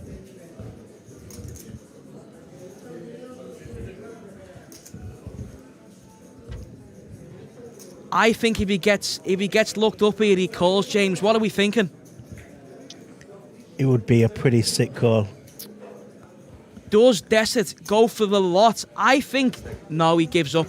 I like to give up there, James. I think Chalupka would be calling with the king high. Maybe a bit disappointed when he sees what he's continued on the turn with. I think he heroes off. It'll be interesting to find out later. It just makes no sense for a river bet / jam there. Right. Again, an interesting hand. We are going to leave you in the very capable hands of Jacob Topley and Ethan Foreman. Thanks, So guys. thanks for joining us. Thank you for tuning in. Enjoy the rest of the heads up. James Ablett, Charlie Reid, thank you. Thank you. Bye. Oh, it's absolutely wonderful to be back in the great city of Bratislava. Thank you very much, Charlie. Thank you very much, James, for an incredible session of commentary. My name is Ethan Foreman. I'm joined by my very good friend, Jacob Topley, and we are playing Heads Up, the purest form of poker. the very best. We are sat at 60,000, 120,000 blinds, I believe. I believe so. I think it might actually be 601.2. It is 601.2. We're just trying to get up to making- speed in the commentary booth. I don't think we're making 25 big blind opens at Heads Up. It would be rather shocking to see if we were. God, it's good to be back. Deset checks his middle pair on this monotone board. Chalupka checking behind with nothing red in either of their hands. And we're off to a turn. Gut shot being picked up by Chalupka and Deset. Both of them needing each other's cards.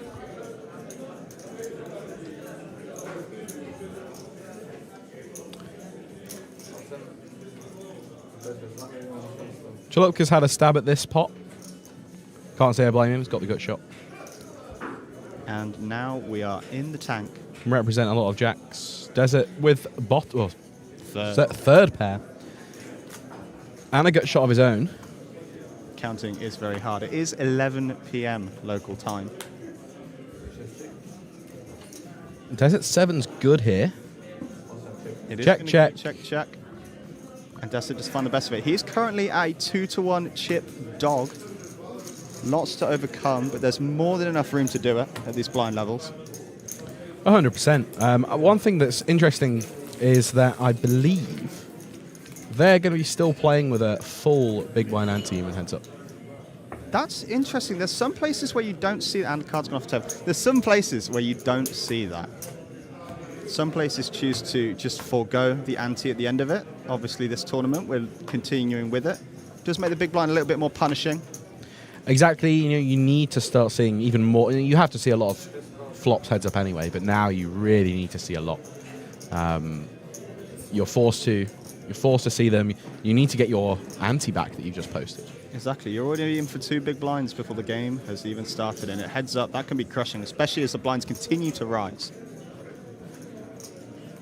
So Desert electing to go for a limping strategy here is going to find himself faced with a raise. I am interested in how he plans to continue with the ace-2 offsuit. Obviously a limp call, nothing wrong there with possibly the best of it. Now an underdog. And to fill Ethan in, you've been on a flight. I have been on the flight. And so just to fill you in with the storyline so far, Desert has been the overwhelming chip leader for the entire event. Coming into the final table as the overwhelming chip leader, as Chalupka basically locks this board up. He does. From overwhelming chip leader to overwhelmingly behind on this board. He's going to need running cards to pick it up. Runner ace is the only thing that will do it for him. And he's going to have to do a lot of calling to find that out. 2.4 million the bet into a pot of roughly 10 million. Does find the call. It's hard to fold ace high on these paired boards when your opponent bets such a small amount. Especially when your opponent is supposed to be betting with a wide range of hands. You're obviously beating all bluffs. Tough to let go just that. Lots of play to be had yet left in this hand. About 2 times effective stacks. This can go all in on the river if Chalupka chooses. Does elect to just move out one of his stacks. Really tough to find the call here when you've got just ace high. Exactly, and 11 million. We know what's coming on the river. Yeah, he's setting it up. He's broadcasting this jam. Interesting to see him. Is he just counting a stack or is he counting out the call? I don't know. It would be a difficult call knowing what's likely to come on the river. And the problem is you start to lose to some bluffs here. 3s, 4s. Yep, you're still losing to those. Better ace highs that may have flush draws. You don't block any flush outs. Yeah, you are at risk. If a bigger card doesn't come, he does find the correct fold. Yeah, and a good fold there. I'm excited to see where this goes. I've not commentated live poker in at least 4 days. 4 whole days. I've been on a plane since then. Went back. You've been on 2 planes. 2 planes, indeed. 2 days back in the homeland, and now we're back here to provide more entertainment from Card Casino, the home of Slovakia's poker.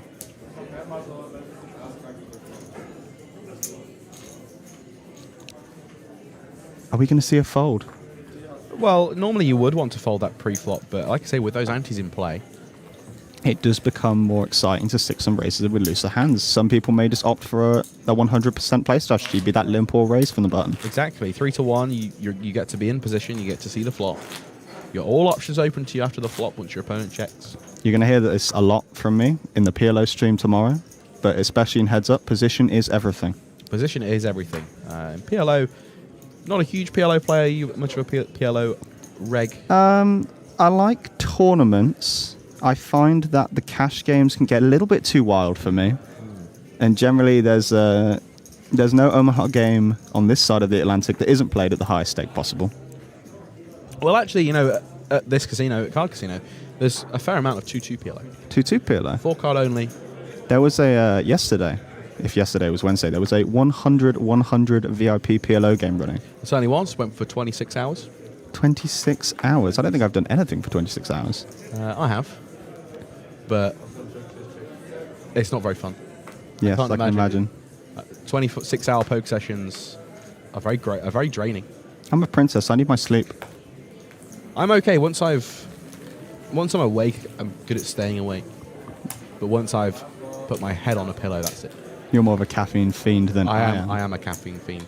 Sitting here drinking one of the complimentary Red Bulls. One of the complimentary Red Bulls. Provided by the casino. Very nice. Okay, we have Tulupka back on the button. He has 4-3 of diamonds. This one is suited. I can't imagine him letting go of this. Interesting to see. Again, I've not seen... He's been playing very, very solid multi-way. I did a little bit of commentary four-handed. And then I was subbed out for Mr. Ablett, so... Not seen a whole lot of their strategy. I'm excited to see him put the raise in. This is good. We're going to see the call from the King 6. Definitely a profitable defend from King 6. Oh, of course, of course. You're getting such a good price now from the big blind to make defends with that ante posted in the pot. He's called 1.8 to play a pot of 7.2 million here. There's not a lot you're going to be getting rid of. No, exactly. And such is the dynamic of heads-up poker, right? So, both players missing the board. The king high of Desert ahead for the moment. This is what we love to see in heads-up poker. Backdoors. Both players having some pretty good backdoors. That is very true. Shalupka's got the backdoor straight as well, though. Desert primarily working with the backdoor flush and the overcard to the board. Does turn more outs. Both players turn more outs. This could be fireworks here, you know. The six of clubs can't come on the river. Unfortunately, as it is in Desert's hand. I would like to see... But we could see... some action card. We might not need to see an action card because Jalupka has position. Jalupka has 4 high and what I like to call unblockers. Yes, we are unblocking. He's bet 8.5. This is going to leave 13 million effective into a pot of 28, which is a very, very small bet on the river. Desert would be in a really uncomfortable position if he calls this and misses his flush. It would be very inviting when it goes check, jam, and Desert sat there looking for the call. But then maybe Chalupka knows that if he gets called, he's going to be facing that really strong range of Desert. No fold equity, one might say. That's very true. And so he might just decide to slow down. And we do see the call. This is going to get very interesting if there's no club. Does Chilupka decide there's the club? There it is. There's the backdoor flush. I was going to ask you, do you think Chilupka slows down if the board double pairs? I think if the board double pairs it with a running 7, you're trying to get your opponent to fold a queen, which is just really hard to do. Yes, and people also look up with ace high here. He has moved his chips all in. The snap fold from Chilupka, and Desert does pull back some chips. We're a lot more even now, 42 and 58 million. And that is the most even I've seen it. Most even I've seen the game by far. Which is a really nice thing to see. It lets us have much more playability moving forward.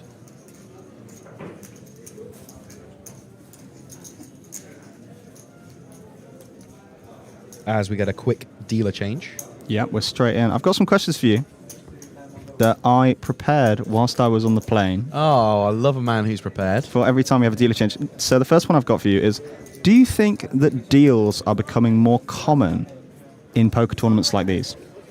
Deals more common. Do you think people are going for glory less now when they reach these final tables in big tournaments and opting to lock up some more guaranteed money as opposed to playing for the lot?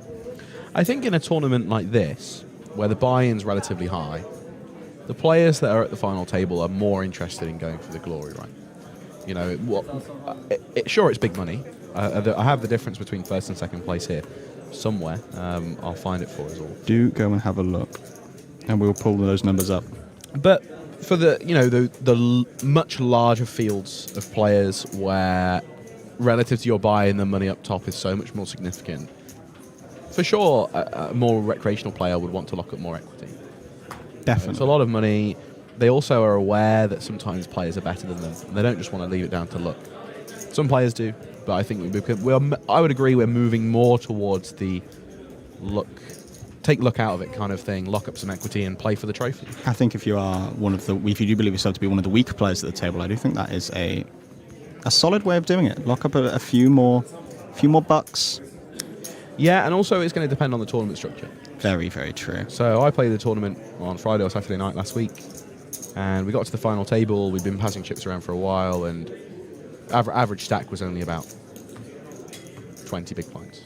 That's very variance heavy. Exactly. So we got to a point where we're all pretty even, and someone should have suggested a bit more heavily the option to do a deal. Well, if no one's doing it, maybe you got to be the one to stick it in, maybe. Yeah, exactly. Shall we do a deal, guys? Exactly, and I think you can definitely protect yourself by doing a deal like that. Because when you're playing four-handed, the difference between fourth place money and first place money is really significant. And you've come all that way through a big, long tournament. You know, this is a multi-day event. We're coming all that way. It's a long way to come to leave with a difference of, in this tournament, nearly 10k. 10k between second and first place. Second and fourth. I see. First and fourth. Yeah. Do we know what they're playing for up top? Do we have the data? I'm about to tell you the data. The data is 15.3 thousand euros. That is buku bucks. There is 9.6 thousand for second. So this makes it a 5.7 thousand euro heads up. Both players locking up just shy of 10 grand though. Yeah, and with bounties as well. One thing I'm not 100% sure on, we've been kind of pulled in at the last second, is what bounties are left. Definitely. So there'll be 2 bounties left. The winner's going to receive both of them. And that's going to be running through the player's mind a little bit. So there's a little bit more than a... What did we say it was? Difference between first and second? 5.7 thousand euros. Yeah, there's a little bit more of a difference between that. It could be an extra 1,000. It could be an extra 500. Not a whole bunch as Desert lets go of his ace high on the flop. I think it's dynamic enough a board that we can just get rid of it. 100%, and fair play shows the king. Giving away a bit of information. Yeah, still good camaraderie between these two players. Exactly, which is what we want to see. There is, I like that there's one live audience member, keeping him as far away as possible. I do actually think it's the card room manager. upon rethinking. Yes, just the one player on the rail standing behind seat 1. Maybe he's just really interested in this specific format. 10s for Desert on the button. He has elected to just limp, very trappy. Goes for the limp. And this is the level of tournament play that I'm not 100% sure on. It's these limping strategies heads up when there's a big blind ante in play. It's very difficult. This is something I'm not used to either. Neither player really flopping anything. Shalupka obviously folding to any bet that comes out. The one big blind, bet and take it. Raise it and take it. So what have I missed then in the past 3 days at Car Casino? Me practicing my Spanish skills with the Spaniards that have come along. Very nice. For the Vamos Poker Tour. Is it reminiscent of my attempts to speak Slovak? I can speak a little bit more Spanish than you can speak Slovak. So. I don't know. It has been 2 days. You don't know what I'm capable of. Have you been studying at home, have you? Maybe. I might be able to get my way around a little bit easier now. Ace-2 offsuit again. This time on Shalupka. Desert electing to check with the King-7 suited. So both players going for this limping strategy then. It is getting a little bit more trappy. So 8 on the turn, and Desert's going to bluff lead this turn. Electing to go for just one big blind. Shalupka not going anywhere. Not at all. Hard to fold top pair heads up, especially when the flop's gone check. Desert misses the river. It's hard to find him bluffing again. And it's going to go check. Shalupka's looking at his chips. He might go for some value. Thinking about the thin value bet. Hard to get called by a queen, and he looks like he's made it really big as well. Dealer has a work cut out for having to count all of these ginormous stacks that Shalupka keeps pushing forward. Doing a fine job. 9 million. Is that an overbet? That is a ginormous overbet. We've gone for 1.5x here. Very polarizing size. It's more of a... And with Shalupka's hand, it's what I would call a merged value bet. So he's almost pretending to bluff. It's like a double bluff. He's pretending to bluff, hoping that Desert thinks about this long enough to call himself. You know, the longer we think, the more we're likely to talk ourselves into the we're call. no stranger to one of these. And the longer Desert thinks, he might think his king high is good. This is interesting because Shalupka's bluffing in the sense in that he's representing a much stronger value hand than he actually has. When someone fires these 1.5x overbets, they're really saying they either have total air or some very strong hands. Maybe some aces or some queens or some jacks. He just find the fold. Shows the ace. Doesn't show his kicker. Good fold from Desert. Yeah, merged value bet is what I like to call that. I'm not sure if that's the industry recognized term. Well, generally when you find yourselves on rivers like this, you'll have two sizes. You'll have these ginormous sizes that you want to really polarize with, but then you will have these kind of merged hands that you want to go for value as well. Maybe ace-2 not strong enough to do so, but you are going to do bets like that at a smaller size, just to try and squeeze a little value out of some weaker hands. Milk a little bit more. I don't think ace-2 was the right hand to do it with, and you're not looking to get a call from king high there, but you're definitely looking to get called by some kind of pair. Yes, maybe exactly. maybe a pair that blocks the straight. That would be good. Some That kind didn't of queen raise 10 hands, Yeah. queen hand, where it's harder for... But then again, you're expecting those to raise pre-flop, so... Exactly. Well, not with these two. We've seen some very strong hands getting trapped. We've seen 10s from Desert as a trap. Allows him to balance with this 5-4 offsuit that he's picked up now. So both players having a pair. Desert turns the best of it. Shalupka not going anywhere. This is a very small pot. Shalupka definitely not folding his fourth pair here, and now makes 2. 2 pairs on the river. Shalupka in the big blind gets there. What are you thinking if we're Desert? It depends. Depends what Shalupka does. True. Now we've seen the bet. This is massive again. He's opted for a ginormous size for the second time. Looks like 9 mil again. Has made the overbet twice in a row. Showed value last time. Is that going to be weighing on Desert's mind, do you think? Well, here's the thing. He only showed the ace last time, implying that he was doing this with 1 pair. Now that he's made 2 pair, he could be targeting Desert's stronger aces, ace 10, ace jack, ace queen, that believes he might be going for this with a weaker holding. 5's obviously not going to be the hand to call, but I like the idea of replicating the same thing. It puts an 8 in a very, very tough situation. If you've had top pair all the way, and now you get to this river, the worst overcard on the river. Yeah, definitely. Another thing for Desert is he might. I'm not sure if he's thinking about it. He does seem like a thinking player, but the 4 does also block some of the straights. It does. I don't think that's going to play a lot of weight in his decision, but it's something to think about the longer you sit in the tank.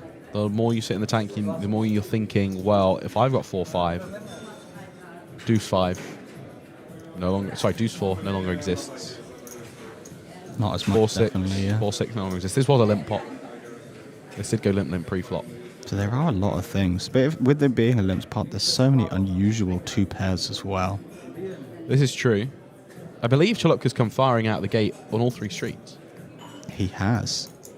I think it was one big blind, a couple big blinds, and now he's fired 9 million into a pot of 6. The overbet, or it might have gone check on the flop, and we've seen a barrel on the turn. And with those three cards to make the open ender, i.e., when Chalupka only needs a 6 to have an open ender, he has more bluffs on this river. 100%. And so, Desert in the blender. Definitely in the blender. What's whole pound? Have we looked into whole pound? Is this a poker thing? Is this some fishing thing on the top of his cap? Whole pound. He's a team member. I can see a marijuana leaf in the O. I understand now. Or what appears to be. Maybe it's not a poker team. Maybe not. I'm looking this up on my phone. I'll see what I can find as Desert continues to tank. He's saying, what can you have? You did this last time. He's almost sent to hysterics by this second continuous overbet. Consecutive overbet. The clock has been called. 60 seconds on Desert here. The clock is now live. 60 seconds. The thing is, Chalupka's got to be very pleased with himself, because the fact that Desert is thinking for so long, he knows he's made him indifferent. And when you've made somebody indifferent, that's where they find their mistakes. When they can't find when they can find the easy decision, they don't have to think very hard to play poker, and there's not room for accidents to happen. We're on the countdown. Room for mistakes. He had the countdown there. And so it must be a really good bet from Chalupka. It is those room for mistakes size bets you want to be making as a player. Exactly. The longer they think, the better your bet was. Whether you're bluffing or value betting, the fact that they've had to think about it means that you've constructed things well. Mind games at this table had them just shown top pair after an overbet, and it's just fired another one. He would be a sick man to do this on the next hand. I look forward to seeing it. Well, we're now up to blinds, 800,000, 1.6 million. A card is overturned by the looks of things. 8 of diamonds, no good. He receives another card. Doesn't improve. This is hand number 120 of, I assume, the final table. Yeah, so the final. It would have been a long heads up. 5 for offsuit, electing to go for the call, I assume. It seems to be the meta in this heads-up match. We're liking a good limp. He's looking at his cards again. We have no idea what Desert has yet. So 8 of diamonds was exposed, I believe. Yep, so that's a couple more raise. insignificant outs gone. That's a raise. Mixing it up then. Definitely. Maybe it's a tilt raise. Possibly knows that he could have won the tournament in the last hand. Exactly. What do you think of the way that Chalupka's organised his stack? Do you think he's allowing Desert to see as much of his stack as possible? Maybe you think a bit of psychological warfare going on. A little bit of psychological warfare going on. Both players flopping a piece. And you're right, Desert can't fold to the raise because there's too much money in the middle. Exactly. And it ends up with him in these very uncomfortable spots with very, very marginal hands. It's tough playing heads up against good players. Exactly. But both of these people are, from what I've seen in the last 30 minutes, pretty good. Yeah, more than capable.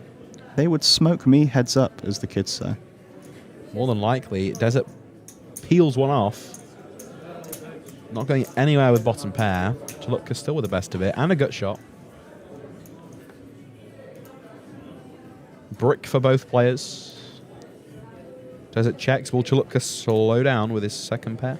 Well, that's been demoted to third pair. We're third pair now, and there's no sign of slowing down from this man. Keep the pressure on. Pot is 6 million. We're firing what looks like to be about 10.4. Victory is close. Just keep applying the pressure. To go to a 2-1 chip lead again. Which is incredible. There's the fold. Correct fold as well. Desert not electing to continue with fourth pair, and another big pot dragged. Doesn't show this one. The mind games are coming out with these shows. And I'm here for it. There's the one audience member in the back right. Oh, I see. He's watching. I'm not sure if he's he's railing one of his friends or if he's just here for the laugh. He's having a good time. Well, when you walk into that card room and you see players on the feature table, of course you're going to have a little look and see what's going on. I'm excited for the PLO tomorrow. I cannot wait. I know that day one is in progress as we speak. There are 28 runners as of total. Last time I saw, about 30 minutes ago, 16 were left. I will find the updated figures. I believe they're playing down to final table. And then we will start tomorrow, straight from the final table, and we'll play all the way down. Play all the way down until we announce a winner. And then on Sunday, we have... I can't remember what we have. Is it the main event final table? Final table of the main event. Possibly final two tables. 200,000 guaranteed. It begins at 4 p.m. on the Sunday. We're going to be live with cards up coverage from the off. It's going to be a good day. It's going to be an amazing day. Hopefully, you'll see me there. I'm firing my bullet tomorrow. Maybe. I might have to fire mine, you know. Maybe you'll be back with James Ablett and Charlie Reed. Maybe just James on his own. Maybe, yeah. Charlie's firing in as well. Fire as well. We're going to have some fireworks on that day, definitely. We're going to have some fireworks tomorrow. We're going to have some fireworks in this hand as Desert jams his Queen Jack. This is a pot. Chalupka makes the Makes call. the call. It's Ace-7 versus Queen Jack offsuit. Chalupka with the best of it. This could be the end. Almost a coin flip. Fake Ethan, flip. almost a coin flip. Desert all in at risk. 8-5-2. No help for Desert. The look on his face says everything. Chalupka cold as anything. King no good. Unless a queen or a jack comes for Desert, we are going to see a winner. Chalupka has eliminated Desert to win the Vamos Poker Tour Mystery Bounty. 15.3 thousand euros collected and locked up. And whatever was left in that bounty tombola is also going to go to him. I assume the big ones have gone. I'm not entirely sure. Yeah, the big ones went before the final table, actually. I see. So it was really the heads-up money that they were playing for. 100%. A small amount added in, maybe between 250 and 750 euros for that final knockout. What a finish. That came out of nowhere. And then we get, well, that's what happens in heads-up poker. No limit. There is no limit. You can bet whatever you want. And Desert chose to. Like. Unfortunately, getting it in with the worst of it and not improving. Well done to both players. Outstanding stuff. The payout to Chalupka was 15,300 euros. There you can see. And about 9.6 for your second place. High fives all round for Chalupka. 9.6 for your second place. As you see, yep, the clock has stopped. 30 minutes 56. We are finished in the corner. You can see the mystery bounty tombola. I don't know if there are. I think there are 2 envelopes left in there that they'll have to peel. Open them up. We'll see. I'm not entirely sure what the running plan is now. I think they're setting up, obviously, for the winner's photo with all those purple 500,000 chips. 100%. And I'm glad you managed to make it in time just to watch the end of it. I'm glad I caught a piece. You did, in fact, catch a piece. I did catch a piece. I love sitting in this commentary booth. And I love watching cards. I love talking about cards. Yeah, exactly. It's more than good fun. What an absolute win. We will stay with you for a little bit more. These are the social media. Obviously, you can follow us on Facebook at facebook.com/cardcasino, Instagram /cardcasino Bratislava, and the website cardcasino.sk. Which is which is the Slovakia. We're about to finish the stream, but it's absolutely lovely to spend time with you, Jacob. Oh, as always, Ethan, I absolutely love being in this commentary booth And with it's- yourself. It's also been brilliant to spend time with the viewers at home. We hope you've had a good time watching this stream, all of you. And what a good heads-up battle. A very, very good heads-up battle. We All will be right. joining you tomorrow, as we've said, for the PLO High Roller, €1,500 buy-in, 60k guaranteed, I believe, on that one. 80k guarantee. 80k guaranteed. So the There's same guarantee as this. currently... Oh, I can't get the numbers up. There was a way to get the number up on how many people were in. We'll just have to find out tomorrow. Okay, I think that's going to be it from us. That's everything from Card Casino Bratislava on this beautiful Thursday evening. All love to everybody. We will see you tomorrow for some more Cards Up coverage. Have a good evening and a great night.